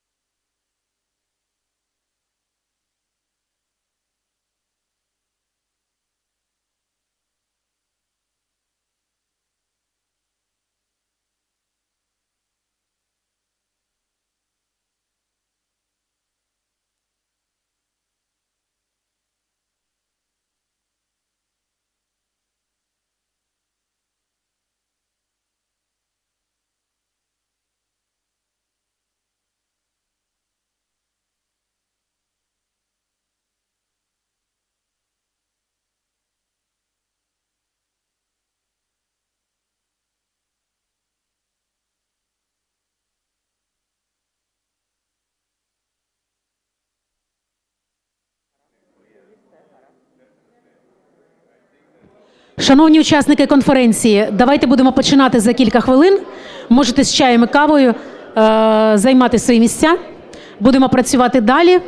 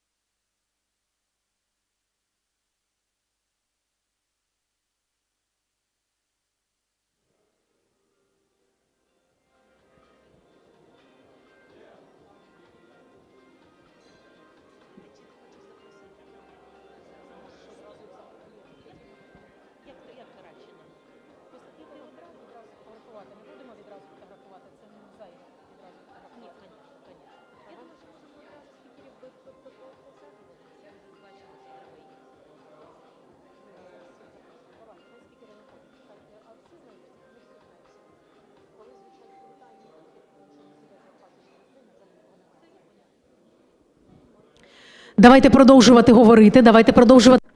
Let's continue our conversations, but we should not stay here till night. At 1, we were supposed to finish, but we have to add 30 minutes to that provisional schedule. And now we are going to work for the second panel, transformation of the system of subsoil use, transparent management as a way to, paved for investments.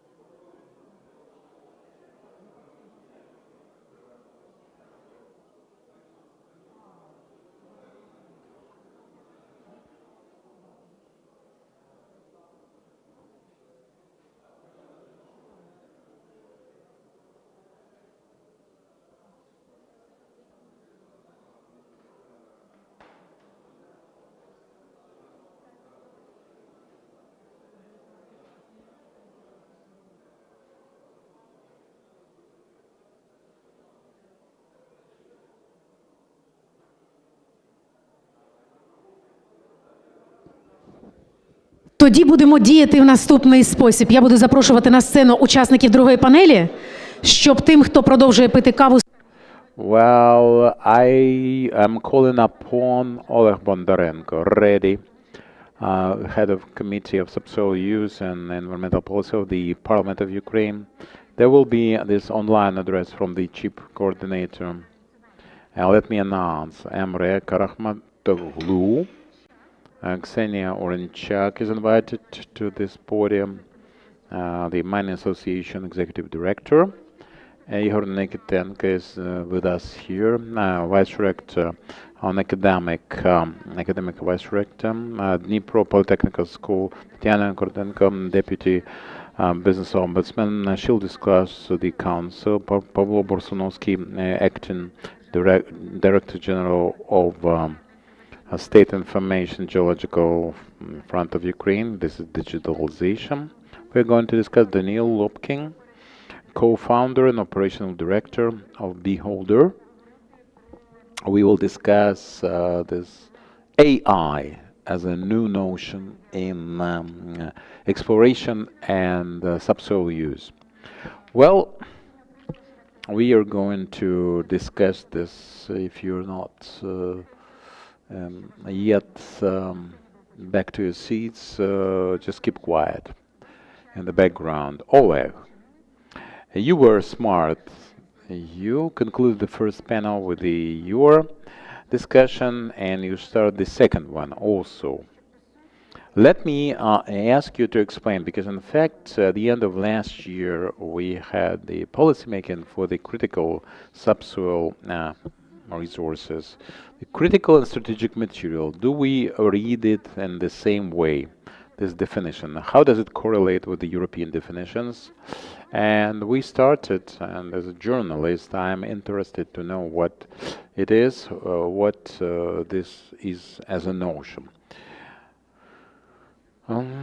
Good afternoon, dear colleagues. Let me thank the We Build Ukraine Foundation, Alexander Kobrikov, personally for holding this event. This is the first one after adoption of the new law, and that has a difficult name, but this is about amendments to the respective laws for mineral resources, basically, and components of critical and strategic importance. To cut a long story short, this is a long name, a cumbersome, sophisticated name, because when we started reviewing the draft in the first place, that was back in 2021, the impact design for it, pre-design for it, was much less ambitious. That was mineral resources, raw material base, and people present here are all aware of this base being about geological exploration, basically. This is about how we explore, identify the plots as lots, and the principal impact design was to find some additional sources for geological exploration. Usually that was about state service of geology and subsoil. However, those challenges that we have seen over the time of the war, and the challenges that we have seen during the preparations for the accession to the EU and our negotiations with partners and investors, encouraged us. It sounds weird when I say encouraged, because it should have been really a natural process, but still they encouraged us to change our legislation dramatically. And the biggest change was the amendments in 2022, 2023, if we talk about the subsoil use legislation, when some of the companies really saw that as a development of a new code on subsoil use. And those changes to the subsoil use code did happen, and that made this whole area transparent, predictable, mostly, as one that promotes the interest of investors, the one that gives a chance to clearly delineate the authorities of state agencies, not to be dependent on the resolution of the cabinet, because it kind of depended a lot on the actual team that worked there.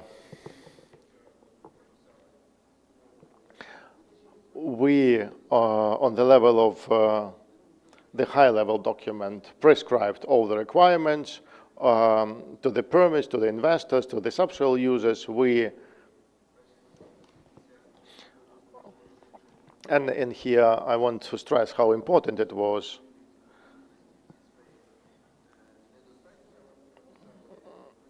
that we described the mechanism of separation of the special permit, so the chance to sell the special permit to subsoil users in parts. Not all subsoil users know that they can do it. And instead of creating some quasi-instruments or pseudo mechanisms, they can use that. So the new updated legislation was put in place to encourage new investors and promote transparency in the market. However, what the market and the investors demanded from us, and the international partners as well, that was to create conditions for the development of the subsoil use market in terms of the strategic and critical raw materials. And that was a matter discussed during negotiations, at public events, conferences, attended by our public officials or business officials. And that was something required from us to join the EU. We already mentioned today the Critical Raw Materials Act as a document of the EU, which is now the most important in this industry. And it covers not only natural resources, but we're talking about the natural resources, subsoil, and raw materials of strategic importance.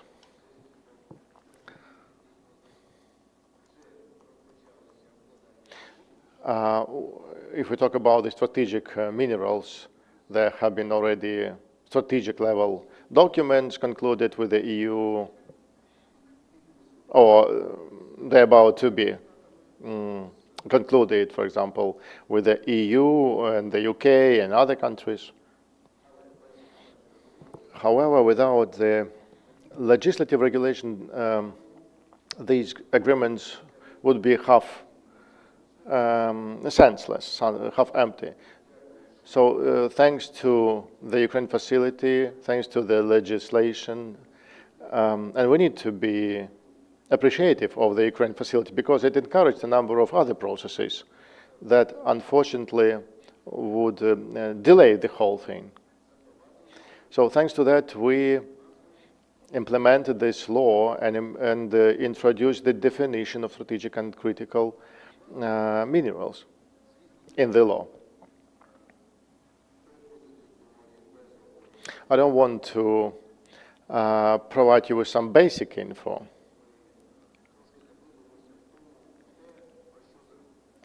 Some mundane things. Still, let's dig a little bit deep into the law. Actually, if you are interested in subsoil market, please read this law. There are 75 pages, of course, because that requires a lot of strategic changes. But if you read even the general part that describes the amendments to the national program, you will find answers to some questions regarding certain minerals or the general direction of development of the industry, of the geological explorations, and so on. Certainly, it is kind of descriptive, and there were complaints by Verkhovna Rada about that. Still, this national general program for development of the market shows the indicators and the flags that should be taken into account when you do the geological exploration and when you use subsoil minerals, because the program has some prompts for the subsoil users as to how their activities will be looked at by the Ministry of Environment Protection, how their activities will be regarded from the point of view of our European aspirations and the climate change matters, how the activities will be correlated with other strategic actions taken by our country, amid the war in particular. So this program really is worthwhile looking at it, and it contains a couple of answers to the question that you asked today about the explorations, about the needs to amend the budget code, and so that it could provide support to geological exploration. You have exhausted 7 minutes, so you have 1 or 2 minutes, not more than that. Okay, let me then finish. Probably you understand that this topic is interesting, and I can take for hours about it. But let's look at the law and the amendments to the code on subsoil. Now we say that in our country, minerals of ferrous, non-ferrous, iron ore of the national importance. So this clearly indicates what we mean and what we don't. It can be strategic and critical. And what do we mean strategic importance? Strategic importance means that these are the minerals that are the raw materials or the processed minerals that contain raw materials, which, and I stress here, which for the domestic processing plants, and we stressed it specifically for the local, for the Ukrainian industry players, because we care for Ukrainian industry, for bringing investors to Ukraine instead of exporting these raw materials without processing outside of Ukraine. So for these industry, national industry, these materials must ensure national security, development of innovations, and ensure the stabilization of economy. So there is a big definition of strategic minerals. The critical minerals is that same strategic ones, but there are still a risk of failure of supplies of such raw materials to Ukraine. So that's what we have in the code, in the legislation, and this is the framework for the cabinet to decide what belongs to the list of strategic and critical minerals. It is for the cabinet to approve those lists.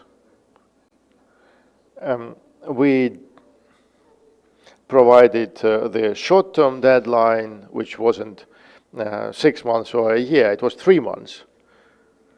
Unfortunately, Ms. Konvarenko left for another meeting, but I would love her to hear that, because I reminded her about that.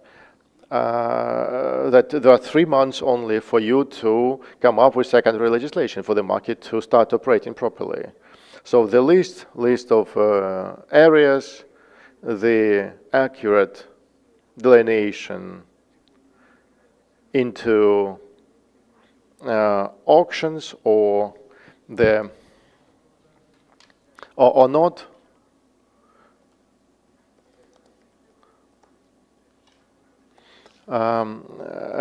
We are providing actually support with this delineation. The need for exploration and the need for extraction, and the limitations of the investors. Why do we say limitation? Because we intentionally limited the list of investors, and those investors must be only from Ukraine or from the economic OECD community or other countries with which Ukraine signed direct agreements. So we cut off any possible satellite countries that are affiliated with Russia. And I hope that the access to our minerals, minerals of strategic and critical importance, will be provided only to friends of Ukraine, who would benefit Ukraine and who would keep these minerals in Ukraine to improve its defense capability, to improve its economic potential and the development of our country. This is the major point of this law. This is why we adopted these laws. Thank you. Now we will have online requests from Honor Group.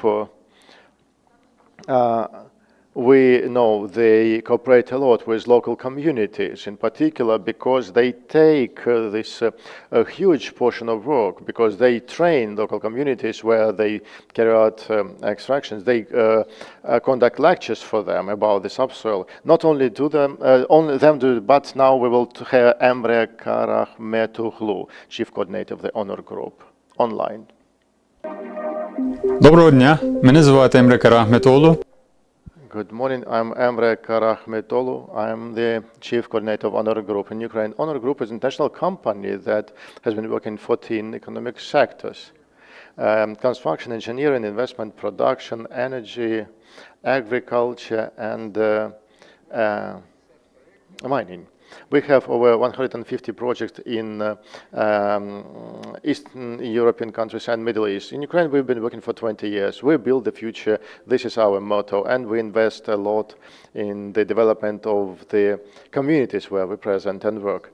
The Honor Group has invested over $500 million in Ukraine, and our plans are to invest another $500 million by 2030. One of the areas for investment is extractive industry. We develop the mining and technological production areas. We mine graphite ore in Khmelnytsky region. We paid 44.8 million hryvnias for the license, which is twice as much as the starting bid was. We plan to invest $50 million in the development of this graphite reserve. There are reserves worth of 130 years, and the Honor Group can invest up to $200 million into it. Enriched graphite from Ukraine will be used to produce motor car batteries, and can be used in the steel industry. Honor Group is active to establish community dialogue, and we are in dialogue with association of extractive industry businesses. We started this project to talk to the communities, to have a dialogue with them, to be in line with the ECG principles. In particular, these trainings, this dialogue helps to overcome this resistance to the investment and ensure participation of the local community in decision-making processes. We have an active dialogue with communities as to the consequences of the mining activities, and are prepared to facilitate the assessment of environmental impact in those communities. During our cooperation, the local community members can learn about our activities and learn what we do to minimize the negative environmental impact. But sometimes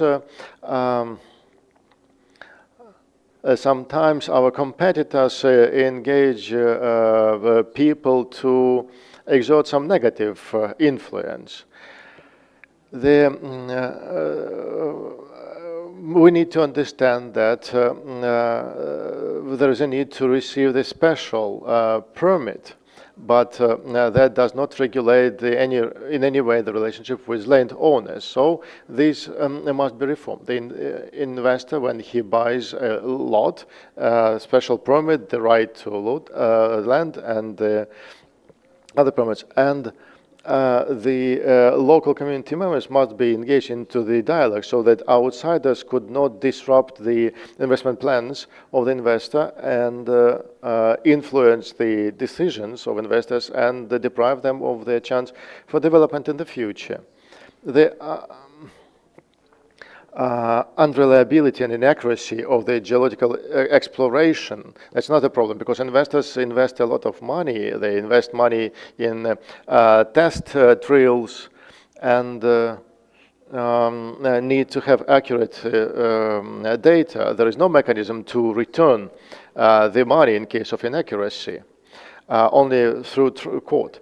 Local communities don't get a lot of rent money from the extractive activities in those communities, which leads to problems with the investors. The rental fees are sent to the central budget. The local communities receive only 3 to 5% of this amount. That's why the amount of the rental fee needs to be increased. The portion that remains in the community. To sum it up, what kind of reforms do we need for a transformation of the subsoil use? Firstly, the cooperation with the special authorities. The state subsoil agency must be in dialogue with local communities regarding the local land and municipal land. Second point,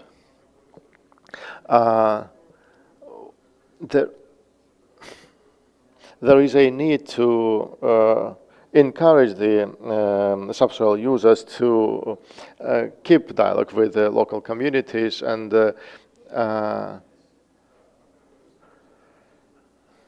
encourage them to sign memorandum of cooperation that should be part of the auction bid. Thank you.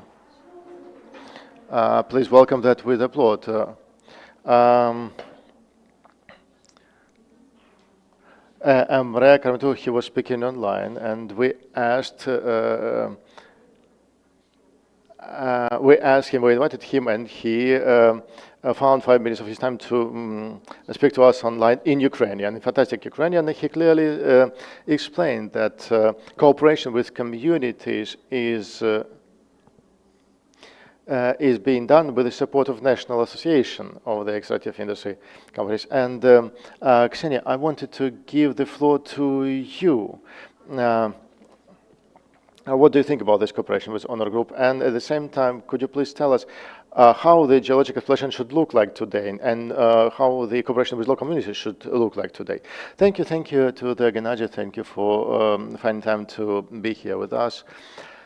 I want to say, first of all, that we work not only with Honor Group. There are other companies that are members of our association, and only the members of our association have this privilege of carrying out this type of trainings. The level of awareness about the subsoil use in Ukraine in the local communities is way too low.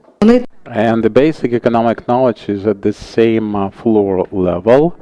There is one community, a rural one, where the local councillors have the level of awareness of the 9th form or higher secondary, only just one person with higher education. That could be the mayor, village elder as they are called. That's the situation with the economic indicators or economic offers.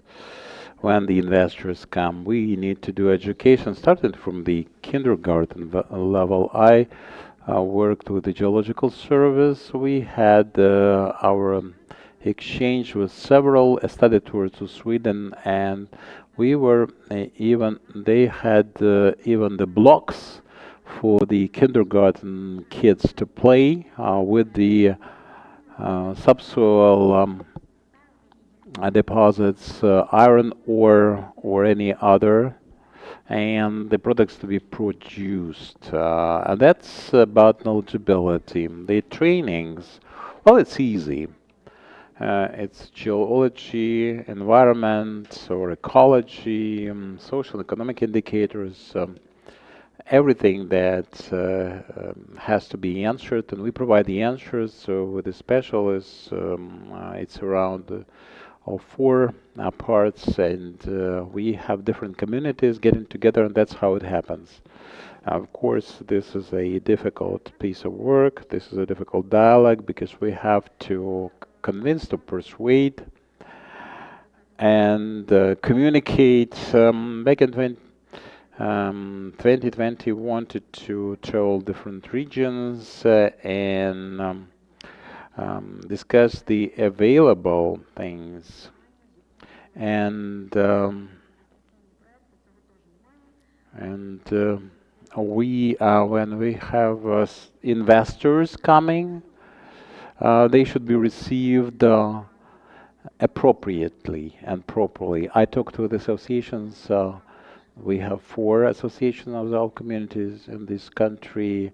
All the registers are closed. The access provided by the State Geological Service on request, and everything that we can do. If we can, we are eager to help. That was my answer to the question about the communities and trainings about geological exploration.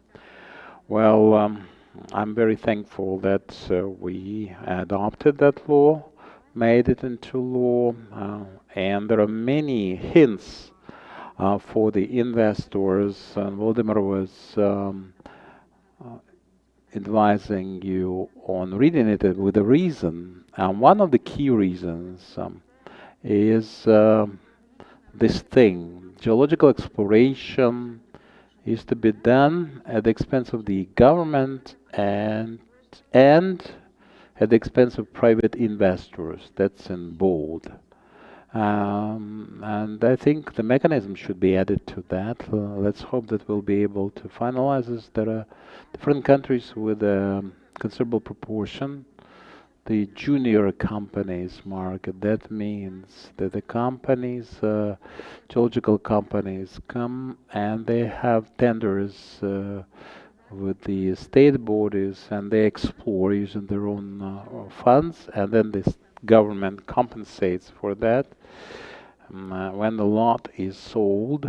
And at that stage, it's a win-win situation for the state and the geological companies. We have to open up to make this market that will entail development of the labs that we lack, and the drilling works, drilling companies that will have their presentation in February, and the first lab also for the critical raw material. And after adoption of the law on mineral raw material base, it will be considerable scope, this geological exploration. Thank you. I tried to be as fast as possible and intensive also. Well, now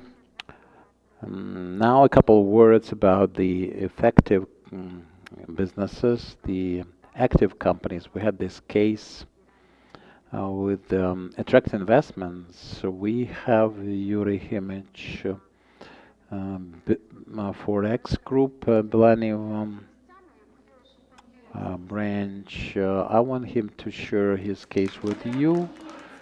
Well, that's a move. That's a move. But I don't think that you should leave your seat. Just use the mic. Yes, in fact, I would like to say, my colleague from Metinvest was basically correct, but after 30 years of our independence, regained independence, there's just one field with the iron ore developed and commissioned. Well, that's with all us knowing that Ukraine has the first position in the world as to deposits of different ores, the first place in the world still. Yes, our deposits are not that rich of ore as Australia and Brazil. That brings us to the fourth position in proportion. Nevertheless, after 35 years of our gained independence, just one field. Another two are awaiting development. Shamaniv in Kryvyi Rih region area. It's all about the London Belaviv, my own Belaviv field, but unfortunately they changed the legislation since we took over, and the special permit has its time limits. There are additional indicators for 1% of the mineral resources in order to be able to continue with the special permit. But as our colleagues stated, it is impossible today to do within 20 years. And I would like to support Alexander Vodoloz's. You spent 0.5 billion to get to the first ore, and then the ore enrichment plant another 1.5. And in addition to that, the land issue is not regulated. All the lands are titled, regardless of into individual plots, regardless of the ban on that. The owners want 1% to apartments in Kiev. And this is also the cultural knowledge. This is excavation of the mounds and the forestation. It's a purpose that can be only changed by the cabinet, and it's not an easy pathway. So we have this case that we discussed with the MPs and the state subsoil agency, Georgian Subsoil Agency, when the company invested $190 million as of now into development of this field, 1,500 hectares of land already owned or leased, and the people relocated, and the permit is expiring.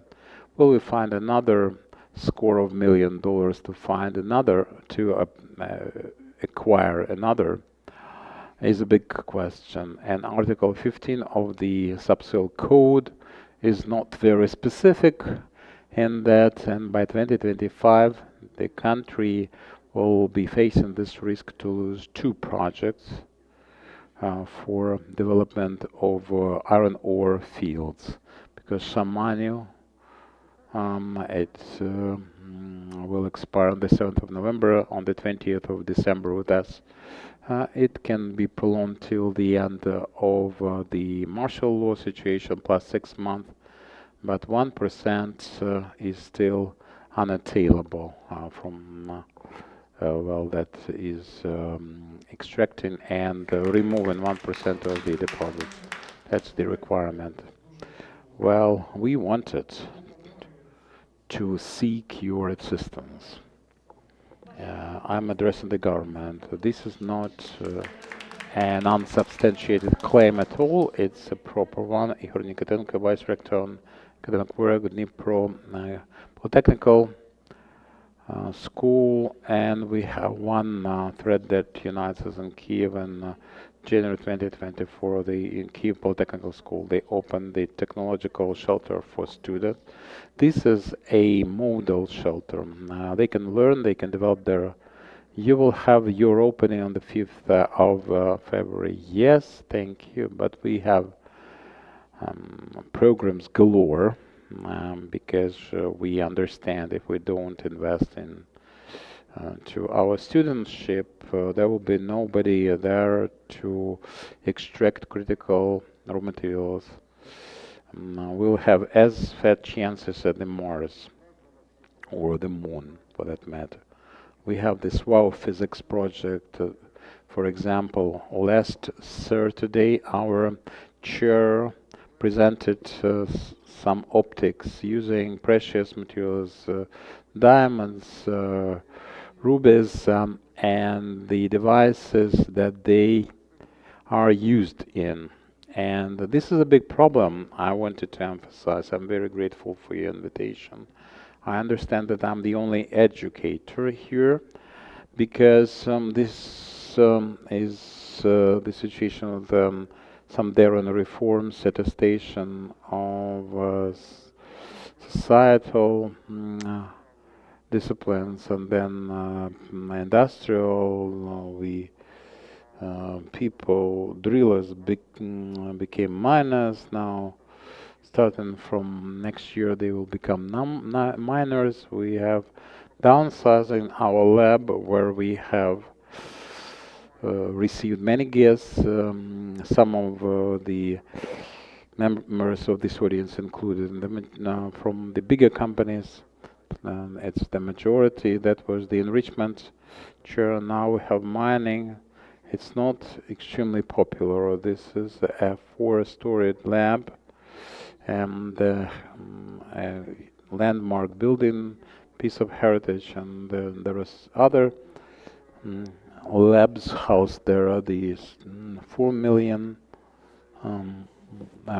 annually, 58 million we received for the tests conducted there.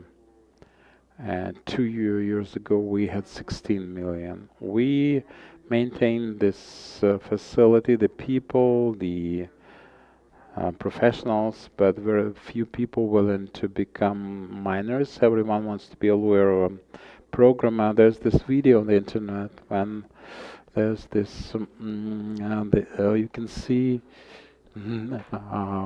the golf balls never getting into the right socket, and somebody who does not want to be a lawyer or programmer for that matter, and they get grants and pay for it, they can choose a geological or mining specialty if they want to go to Horishny Plavny and get a job there. Well, I have one such student, but the probability is very low, but that's his career. He started with an enrichment company, and when we do the geological, the Rybatsky pit, he knows all the insects and their Latin names. We have, if we want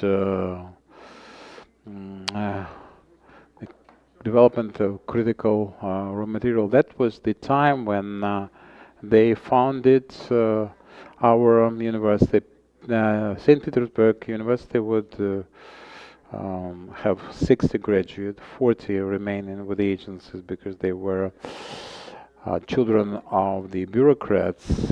People who would come to Donbass after 3 years, they would become managers of the mines, and nobody wants to go to the mine anymore. Nobody wants to work with this.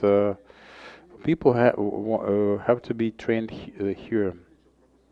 And in Kharkiv they had a congress, and there was Alchevsky as the patron of this, and they then built that Katarinoslav, now Dnipro, the mining school. They created their own higher educational institutions. We are now business oriented. In preparation for this meeting, I asked 3 departments to provide their proposals for the legislation, including the law department. It will take me more than an hour to discuss this. This is about forestation, this is about adjacent production, the water management. The most valuable thing is our scientists and researchers who can consult, advise, participate in discussions, do their tests and research and make money. And we are very active with the production, manufacturing process. Our actor is that way. It's either you work for a business or have a business. And the majority of our faculty are drifting in that direction. And we need prospects for students. So with the governmental funding as it is, in a couple of years we'll be out of any students. It's not just our university, but Taras Shevchenko University, Lviv, and the other educational institutions. With this reform, with the grants, perhaps we'll have some grants from the industrialists to actually find people willing to become such professionals and to foster them. Thank you very much.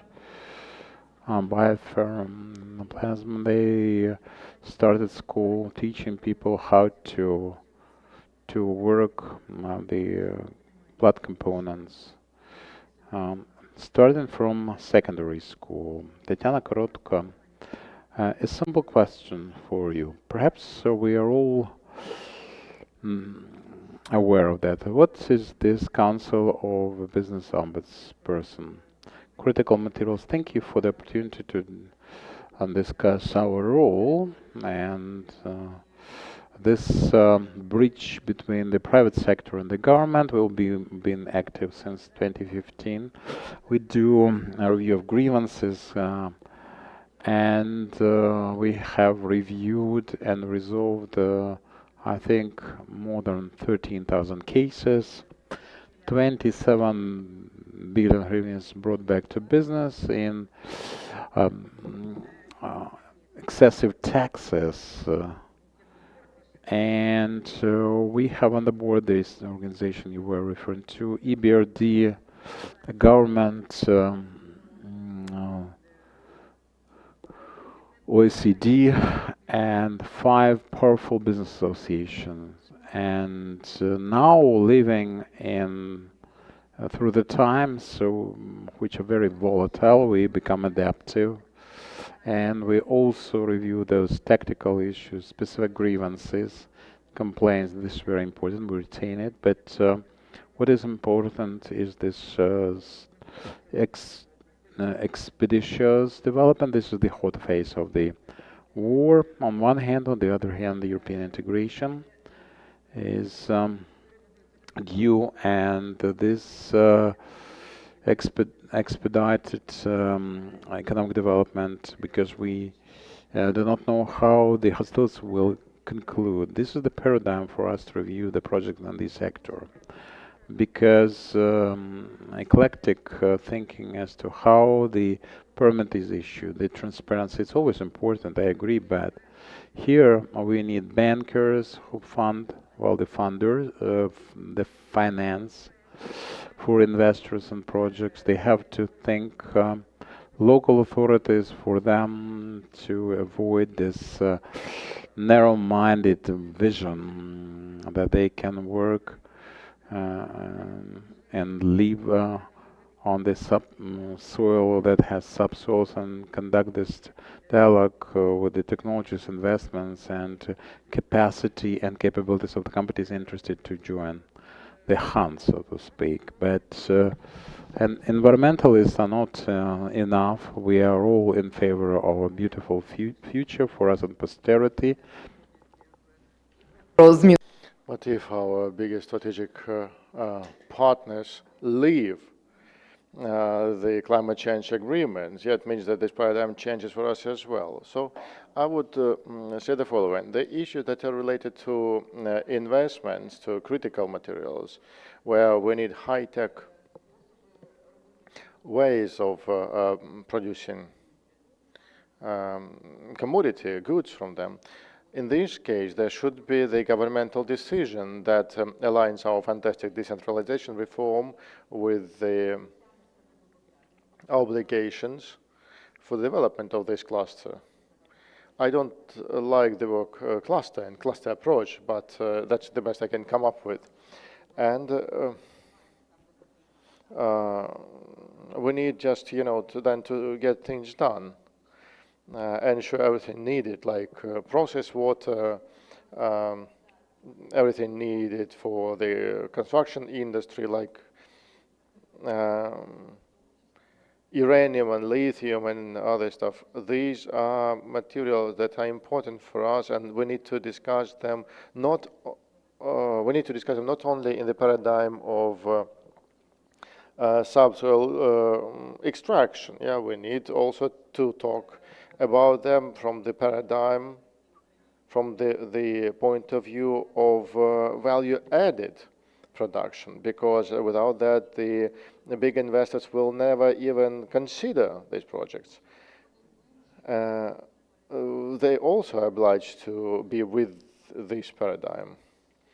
I listened to the panelists from the first panel. I didn't hear them all, unfortunately, but what I heard, I think, is this thing that sometimes the private investor, private sector, the players are naive that saying that it's only enough just to have a dialogue with EU and change our Ukrainian realities, but it's much more than that. If we want to be a part of this legal environment, we need to play by their rules, and we need to change our business practices. We need to learn such things as compliance or requirements or something, or we'll just be a raw materials add-on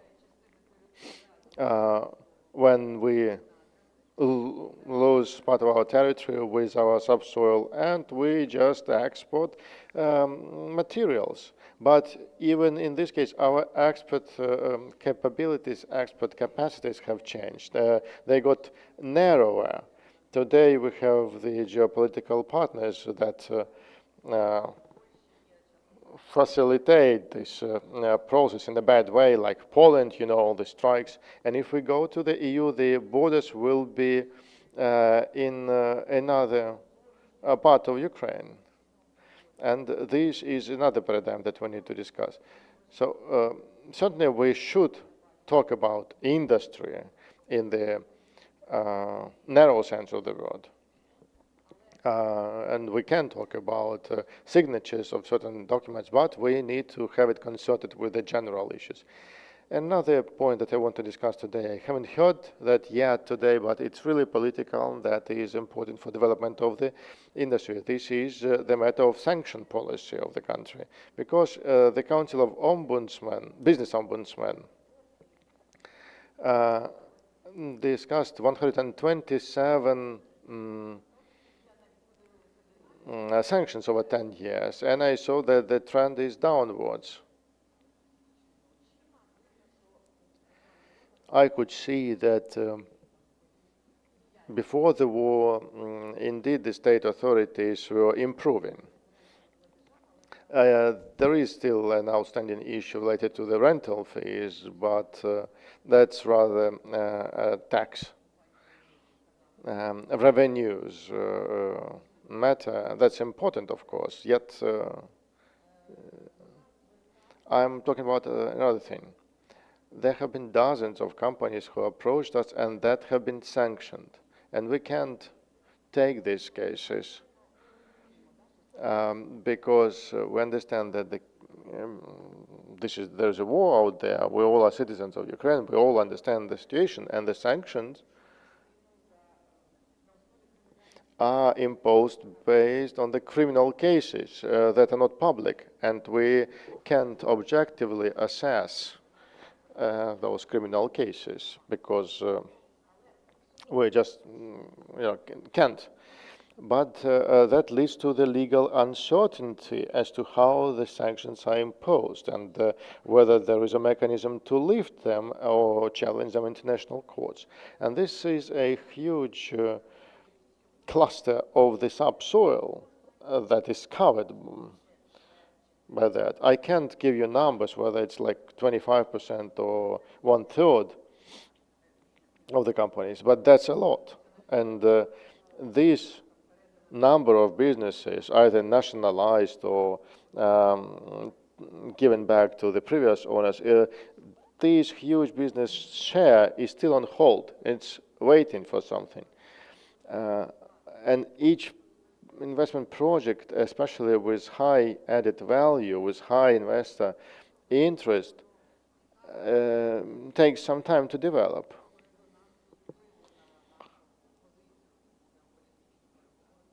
Especially those that may have influence now in geopolitical situations so on. As a result, those projects need to be developed so that they cannot be possibly challenged in courts later. The preparation must be rock solid to avoid risks, investment risks in particular. Only then can Ukraine be a reliable and predictable partner in the area of subsoil use. At the end, I want to say that in the Council of Business Ombudsmen, we deal with reconstruction matters. I actually deal with it. We see that there are quite a few problems, and we have engineers and lawyers in our team and policy people to be able to look at the situation from different angles, because we need to make fast decisions during the war, but as a result we come across different problems with businesses later when there are some gaps that we didn't think of earlier, and we need to do that to avoid those risks. Thank you for your invitation. Hope we can continue. Thank you, Tatiana. Actually, we're here today to think about the future, not to look back in the past, but still we will need to look in the past, and that's why we need to talk about the State Geological Fund, and we will need to do that. Mr. Pavlo Bovsunovsky, Acting Director General of the State Research and Production Enterprise, State Information Geological Fund, Ukraine. In our first panel, we talked about the problem with outdated data. That's impossible to digitalize them all. The data are not collected in one single site. So what do you think? What are the problems with digitalization have we got today? Do you believe that we need to open up all the data, or we need to classify some of it? What do you think?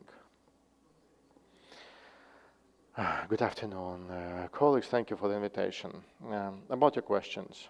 The geological information has two kinds. There is secondary information that we have on paper or magnetic strips, bands, and there is primary geological information. So this is like the stone drilled from a well that is analyzed to understand the percentage of certain mineral,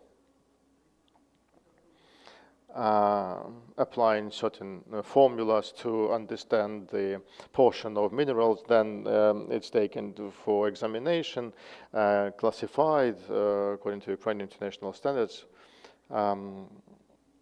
by competent individuals. So if you mean the secondary geological information, there are fewer problems here, because it's only about time and the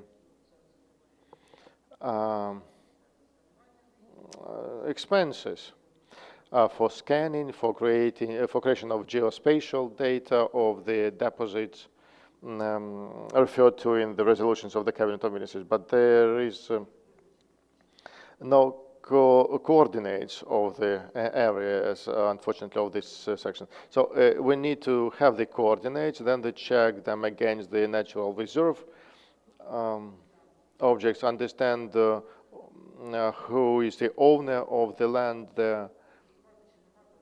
We need to understand if there are any other special permits already issued. These are the key issues to deal with these 125 geological sites that have been already selected, that are mentioned by the Cabinet as strategic sites.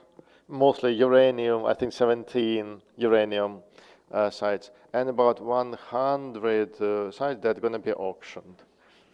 These work has not been completed yet. It's still ongoing, and after we are done, then the number of the sites can reduce significantly because of the problem that we discussed here. Second point about the digitalization. To engage investors, we need to speak the same language with them. Certainly we can't carry out assessment and approval by JORC, Krilsko, and other types of methodologies, but the investors are interested in another type of information. They are interested in the size of wells, the content of minerals from the major kind of mass drilled out from the test wells, and the access to this primary material that was used to do the calculation and estimates. So it's not about classification as such, it's about proving the accuracy of information. And here we have a big problem, really, because unfortunately we have lost a lot of this primary materials. We only have secondary materials, but it's really hard to prove something if you can't give the source material that you used for your analysis.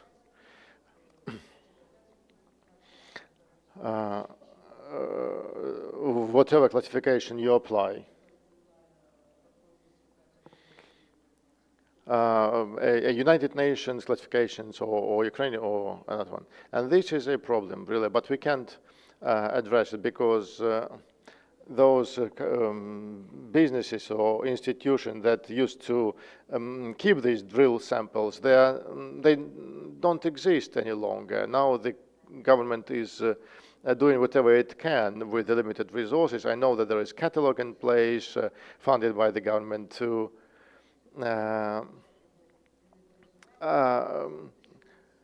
inventorize at least something that we still have got. As to this primary geological information, a secondary one,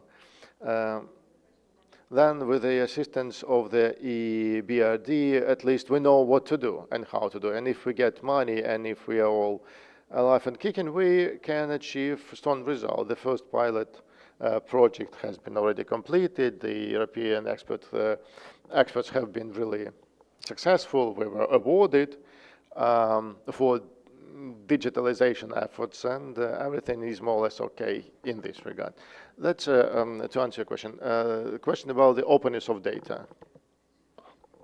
We sent an official letter to the ministry, and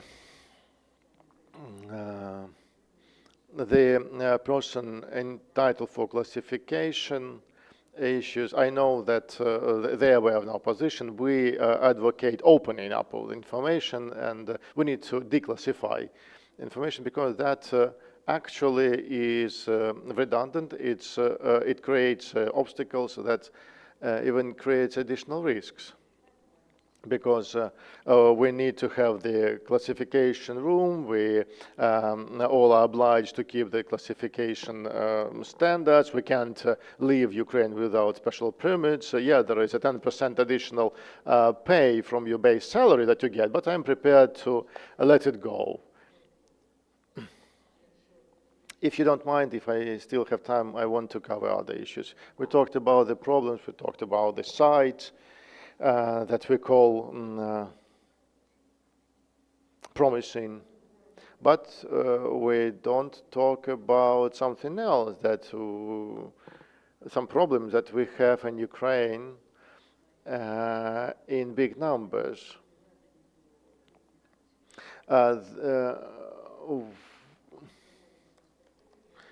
We are not talking, unfortunately, about occurrences that have not been registered. All these 125 sites, these all sites are included into the national balance sheet. They are, as a result, they are conceded by the ministry and the State Geology Service to be able, so that they could, offer them through auctions or other mechanisms to investors. But there is another type of data, type of sites, we call them occurrences, and this is something that has not been proven yet, but at least they can give us additional resources. Even if 1% or 1.5% evolve into the actual deposits registered, then they also can be offered to investors later. But these type of sites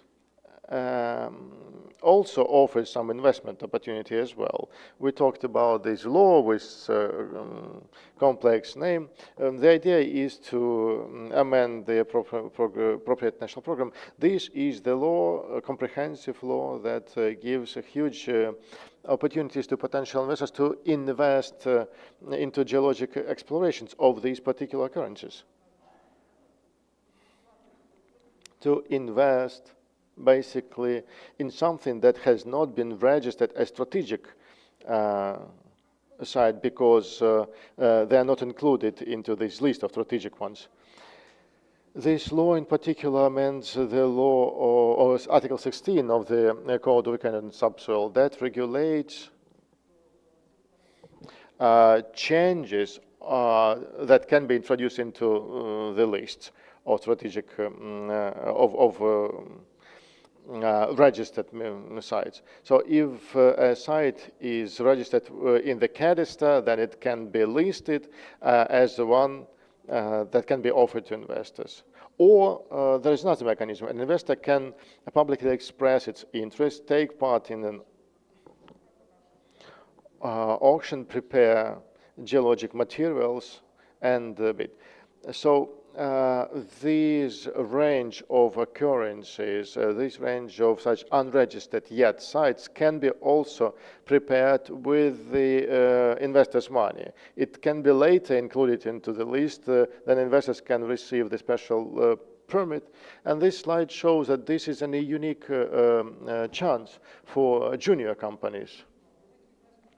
A big investor will not go to just empty field where there is no pre-feasibility study, but the junior company can. We talked about compensation by the government for that kind of studies, but a private investor can approach us, look at the documents, make a passport of the deposit, have this site included into the list in the future, of course. Right now, you can do that. You can catch this last train, prepare the object, get it included into the state cadaster, and then later receive the special permit according to the procedures we have already in place. And why is it a golden time right now? Because the code on subsoil and the in particular amendments regulate the procedure of alienation of permits. So you take the permit for, not for the greenfield, but for the occurrence with low reliability. You carry out your work, you spend your own money for that, you prepare a pre-feasibility study, and at any stage of your exploratory work, you can sell to a bigger investor the project with already a higher reliability level, which creates a new niche in subsoil use in Ukraine, because Ukraine is really rich with subsoil. But over the past 20 years, we've had this gap that can actually be filled by the junior companies. And that can create a new market of drilling services in Ukraine and insurance of geological risks. Because the companies that can bring all the project to the end, they will have fantastic opportunities. There's going to be a new cluster of the Ukrainian economy. Another important thing, presently it's mainstream in all these sectors, and geology is not an exception. Shale gas, but this is not just a mainstream thing. This is something being actually implemented. In particular, the Agency for Geological Information together in consortium with German and Finnish geological services. So we won that tender of the European Commission for distant probing for critical resources. We are responsible for the territory of Ukraine. There is no magic there. It is all quite transparent. We create a block of data, geophysics, geochemistry, the wells. It is analyzed from the point of view specific spectrums of satellite images, and we do that with the space agency, and then we adjust the models to understand that spectrum with the specific fields with the export resources, and then another territory with similar geological conditions and analyzed, and the probability of useful mineral resources is high. So we start our work. There is this colleague from Beholder. I wanted to ask you, because when you mentioned AI, Daniel actually got alarmed. That was my impression. So we have an investment, it's not a grant, more than $1 million. Ours is a bit similar, but the general grant for consortium is 6 million. So our project is much bigger. You fathom that in investments, measure investment. The colleague will discuss it in more detail. I'm not trespassing on your time unduly. But you have already measured your millions with his million. We still have to earn the 6 million. The principal point, the reason why I'm here, we are a state-run commercial enterprise, and the opportunities I discussed are on the surface. But the investor having the money and the experience has to make the first step. They have to get this information, process it, make an investment decision, and we are the company that can help you with the first steps. We do the compliance, we prepare databases for the international companies and also domestic operators. We have to do it all with the primary geological information for the companies through our connections with the people who know where the documents can be found or might be found. So we are open, ready to cooperate and work for the good of RST. Thank you, and our sector. Thank you very much. Daniel, you have been announced in a way. AI, what can it do in geology, geological exploration? But are you competitors with our previous speaker, or it's just like a chess game? Well, thank you for the invitation. I usually present standing. Answering your question, we are not competitors the way I see it. That's what we discussed a couple of months ago. We'll see where it gets us. But we are a commercial entity, and we have to please our investors, providing income for this startup. I have the timer with me. I am fast. I'm a fast speaker. And let me discuss our startup, and let us see by show of hands the electric car owners, solar panels, wind panels. No. And the last question, any of you with a cell phone, can you raise your hands? Everyone. So here's the question.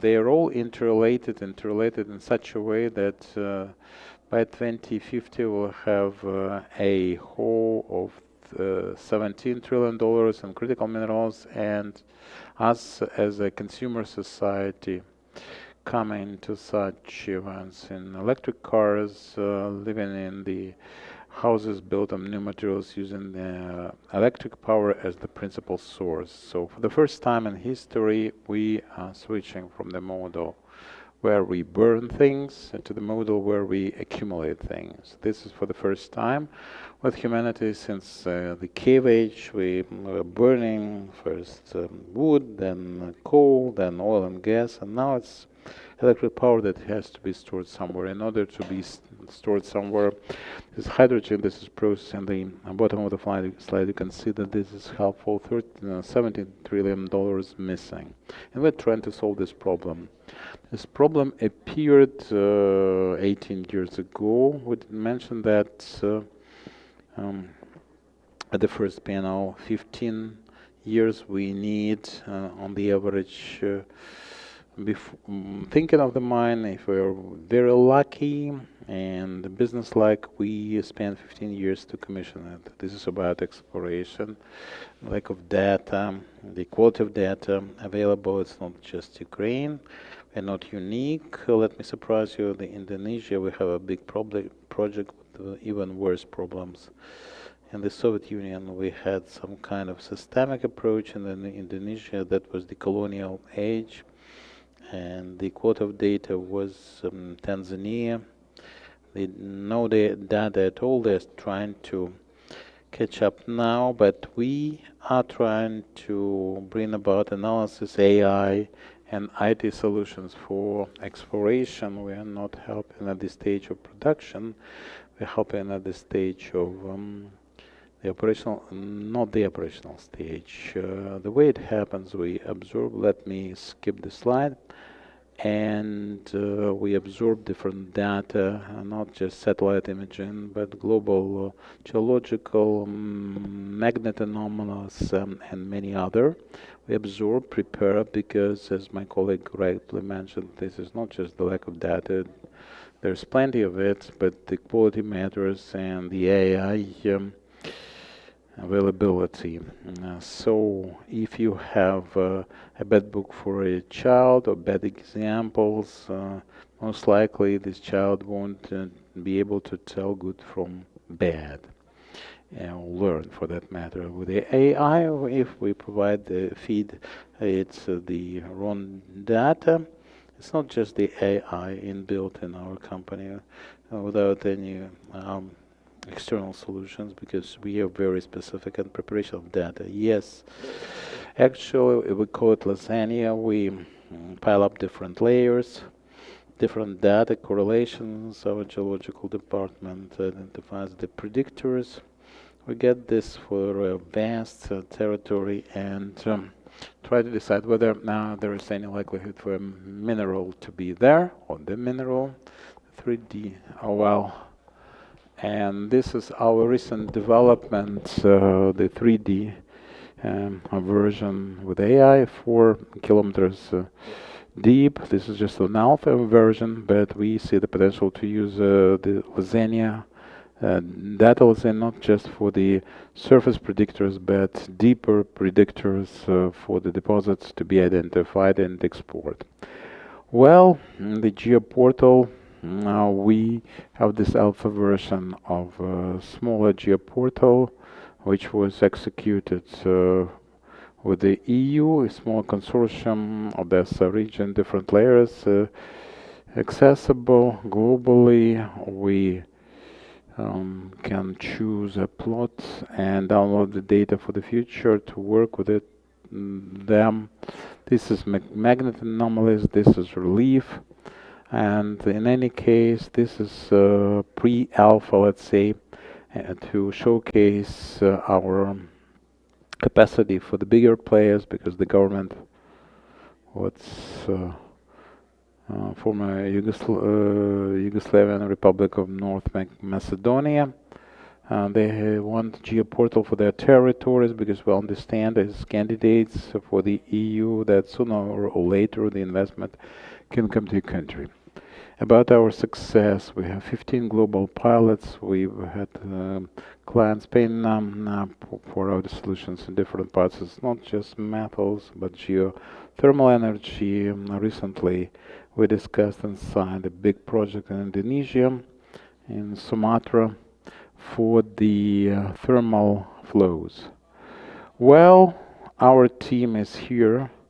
Recently, we were mentioned as Forbes among the most promising 23 startups in Ukraine. Yes, in any cases, I promised if you're interested to get access to our geo portal, write to us.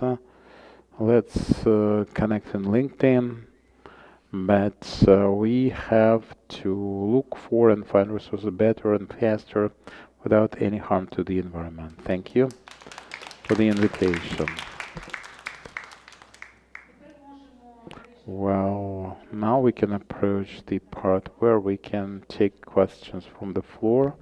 The first person to approach me was Людмила Циганок, Association of Professionals in Environmental Professionals. Thank you very much. First of all, I would like to thank you. I'd like to see everyone for outlining the challenges. They are comprehensive, clearly outlined, but risk management is an issue. I would like to focus on that. Of course, we discuss the hardware. It becomes clear that in Ukraine, ESG is still a novelty in the context of investment. It's not just about reporting. It's about management, risk management specifically, and development of this field. Tatiana said that we could not discuss that topic without participation of communities, banks. Banks would tell you that no investment, no capital, and we cannot join the EU unless we implement the directives. And the subsoil users and their majority, if we do it with to a T, with a verbatim, so to speak, we cannot get anywhere because Europe was getting ready for ESG for 30 years. We heard about that from Mr. Wooders and other speakers. It's one thing when we discuss prospects and projections for the critical raw material and green revival, green recovery as the triad, Dnipro Polytechnical School. There is hope because there's these cadre, but here's the question. How to gain trust, and that's what I would like to crown my intervention with. When we discuss requirements of the EU implementation of the directives, yes, the bar is set very highly. But what troubles investors is this, because I represent a whole spectrum of the people responsible for implementation of all the reforms. It's not just about intentions, it's about implementations, and we collect what does not work in Ukraine, and we register that the great majority of the drafts that we put through the pipeline have national peculiarities, and this is a great concern for the investors.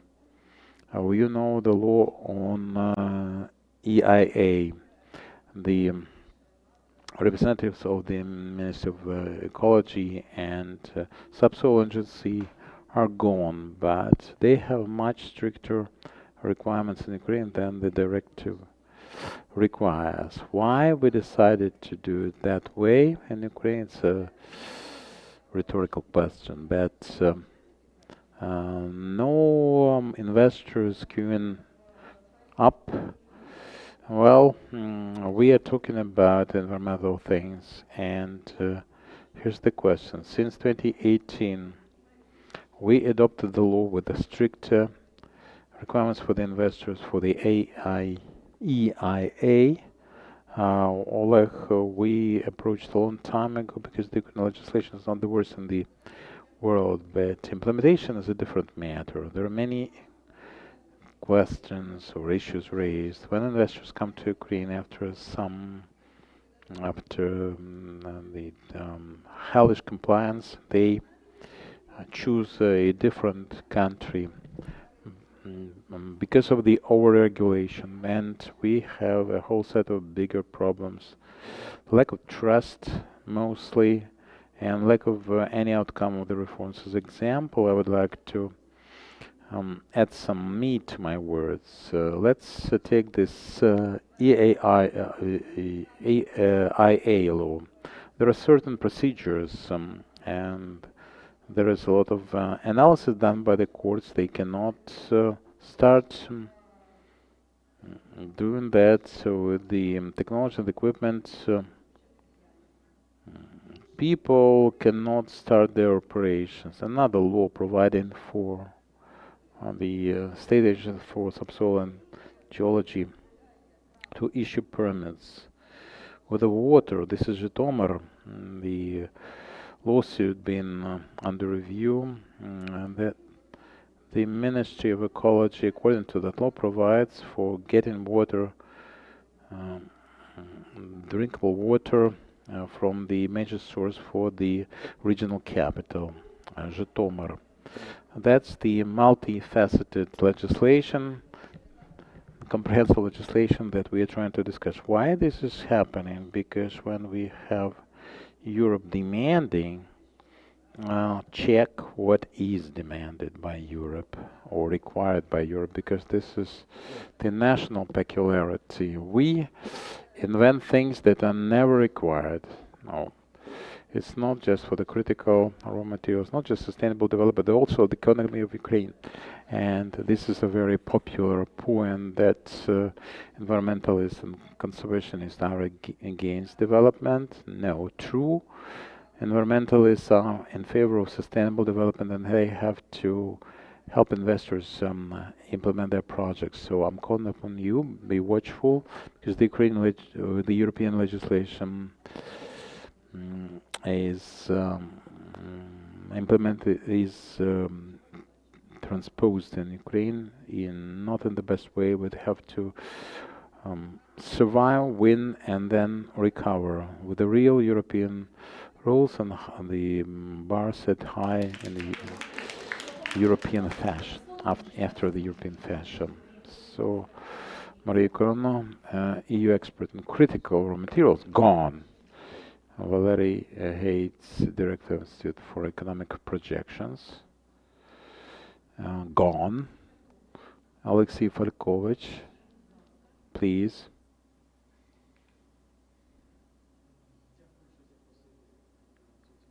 Thank you for inviting me to this exciting conference. I have two questions, or two issues to discuss. First, when we were discussing digital transformation, we discussed the good old geological information which is available, and the Geological Information Agency is there, ready with it, but the primary geological documents for the critical mineral raw materials, 95% of cases, it's absent. So reliability of the secondary information is to be questioned.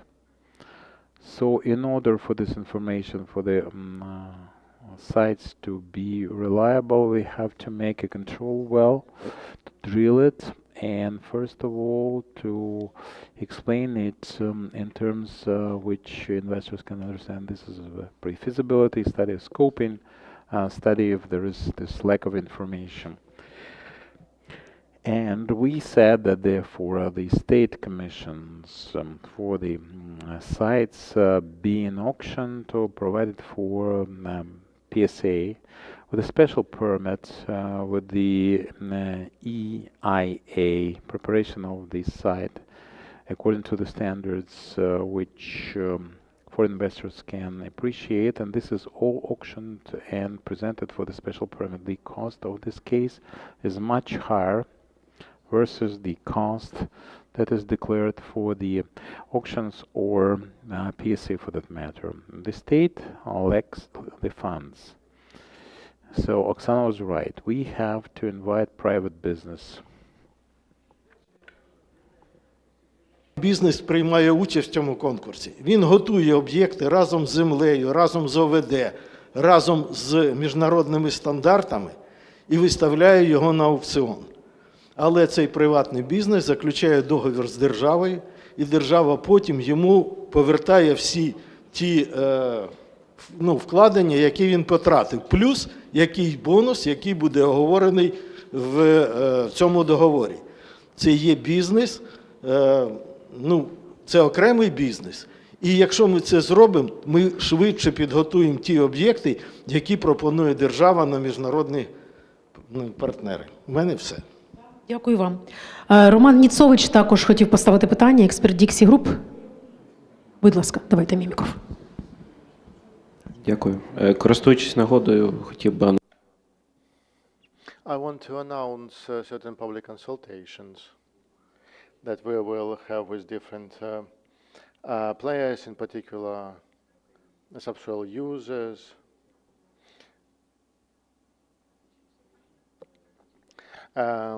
We prepare some studies at each stage of creation of value.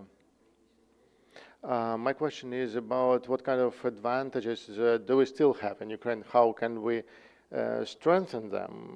There are not so many, as I understand. There is an issue related to the increase of transportation tariffs. There is an issue related to qualified staff. There is a question regarding the geological information. So what is our edge here? What can we still do? What can we still use as a competitive advantage? Thank you. Anyone to answer?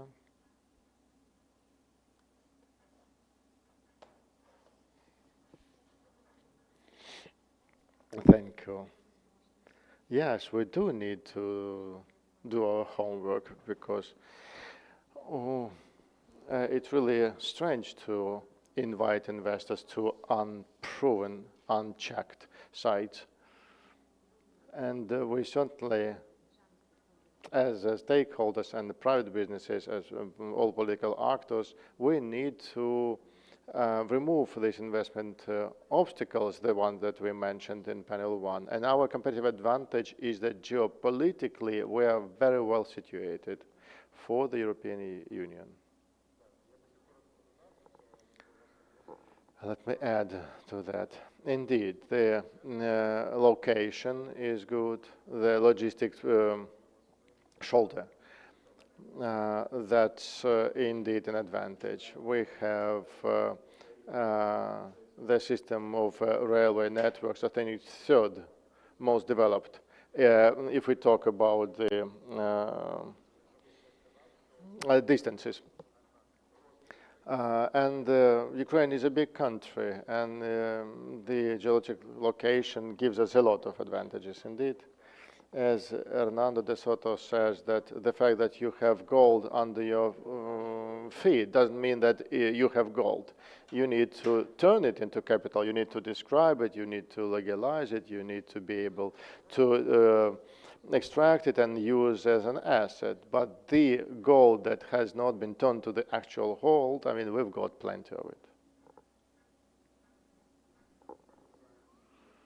I think that the key advantage, I'll give you a comparison.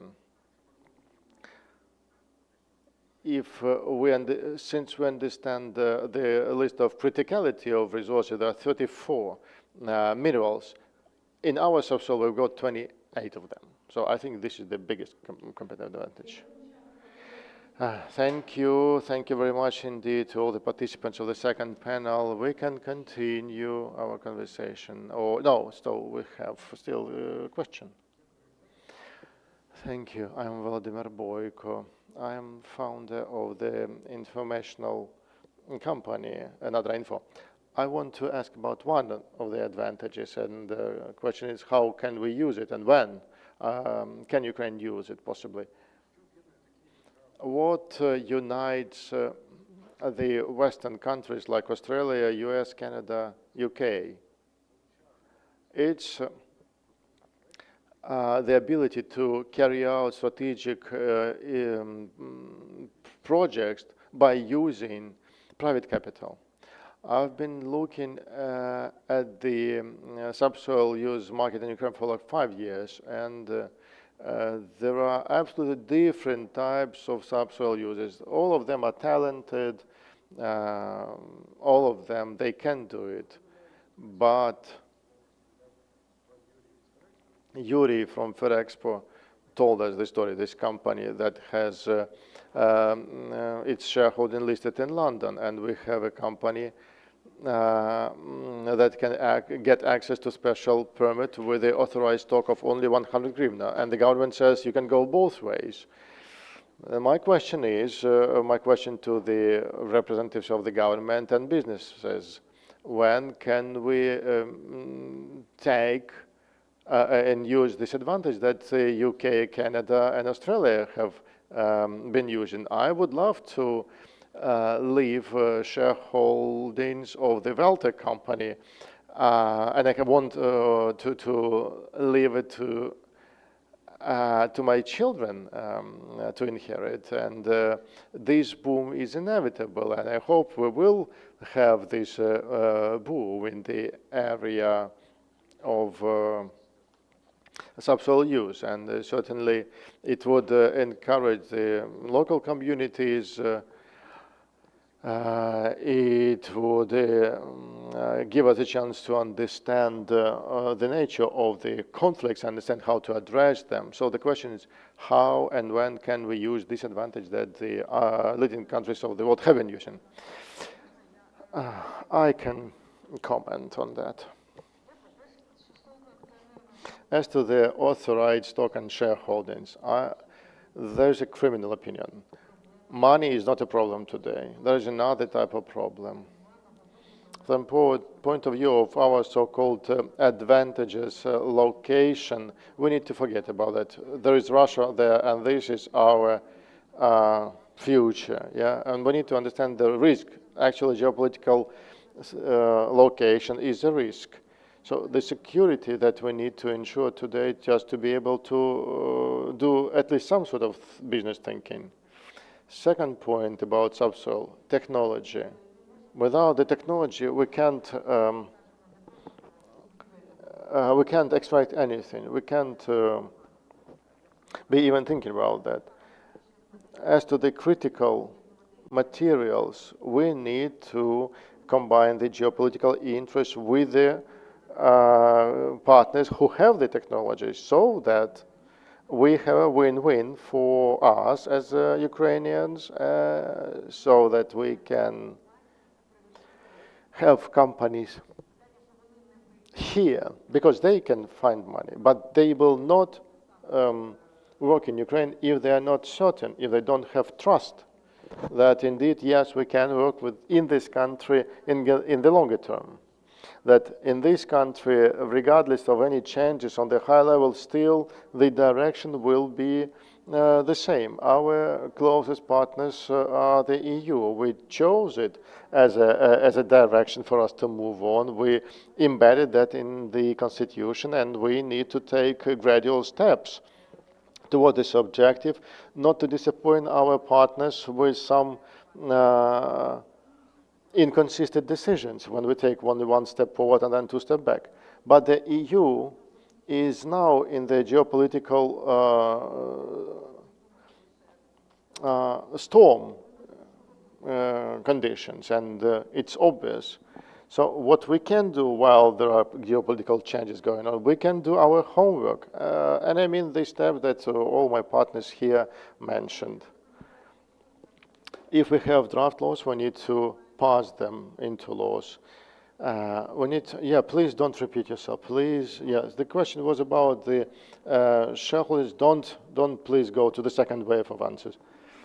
Do we have any businessmen prepared to answer the question about the authorized stocks and the shareholding type of ownership? Before 2014, special permit was really classified information. Can you remember that? No, geological information. What was the way to get it? Now we have transparent auctions. Everyone is talking about the access to information, digitalization. So do you understand where we've been and where we are now? And just and we did it only over 10 years. So I think that kind of decision can also happen within 5 or 10 years. Subsoil use sector is not something elite. Anyone, any sole trader, private entrepreneur can bid and get permit to produce sand. Not all investors can do that, of course, but the investors are different. The amount of investment can be different. So if there is a joint company established to get some special permit and invest, this is only the will of the business and only the will of the economic entities. And this is the biggest advantage of Ukraine. So Vladimir, yeah, you're doing everything correctly. I think if you learn about an interesting case, give me a call, I'll buy at least one share. Any startup dreams of becoming a unicorn, so with a capitalization of over 1 billion. I'm looking at our clients, and they are almost there, but none of them is going to be listed in Europe. They are they want to start the IPOs in the US, not EU. So we should not be talking about the Ukrainian sovereign stock markets. Yeah, there will be always stock exchanges. They're going to be top sites for anyone, like New York. So you just need to be able to engage international capital and then grow to the level when you can list your shares in Toronto or in New York. And you can just go there and buy shares if you want. Thank you. The last question.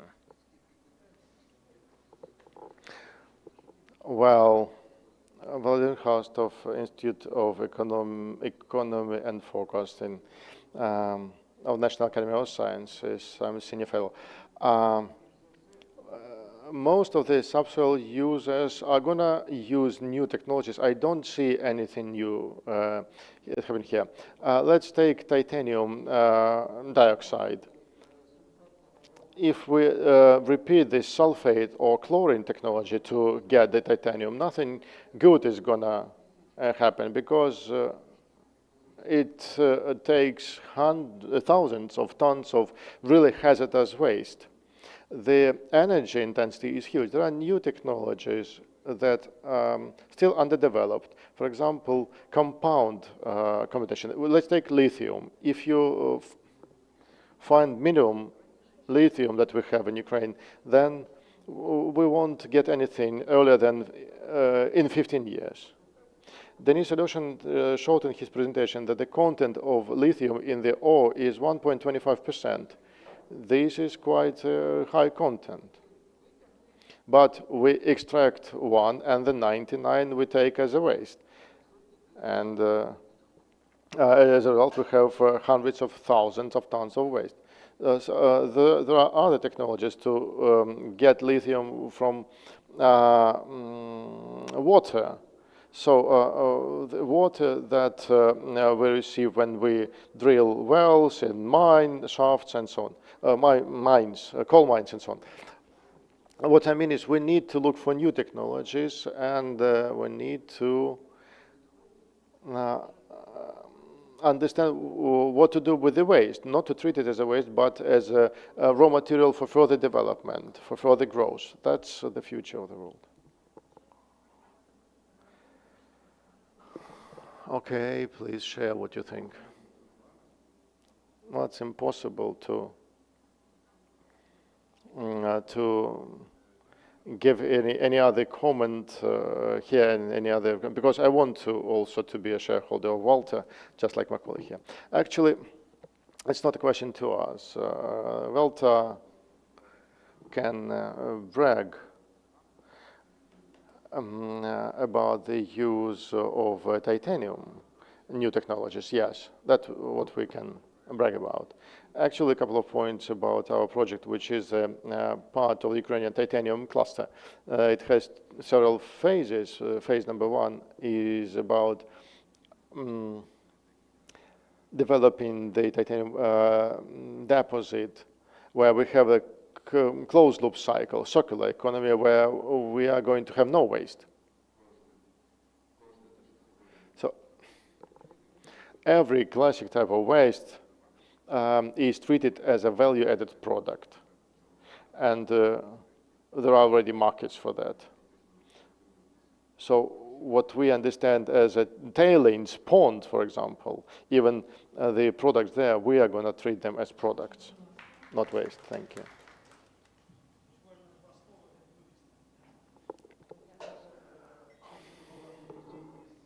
The question is, how can you extract lithium from water? Well, you need to know our deposits, our fields. You said 1%, and the rest is the other type of products that can be used to produce China.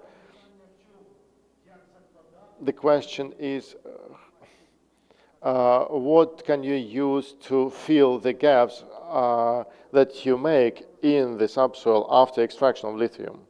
We don't have anything to use.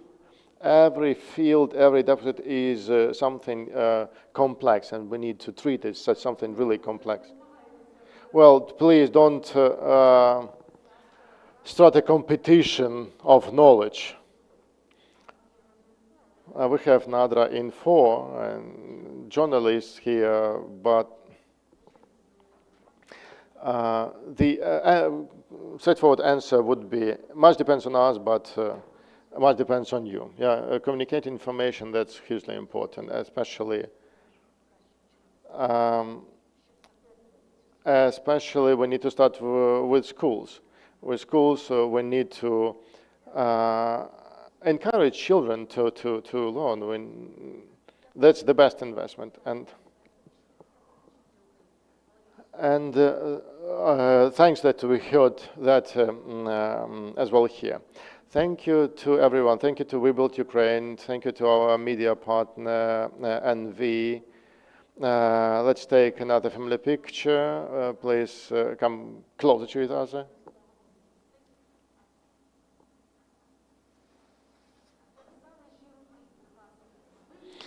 As ore deposits, just get real close.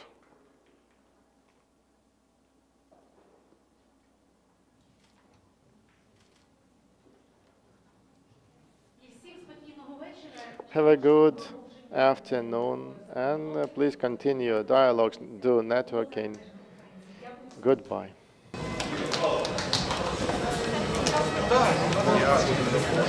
Все.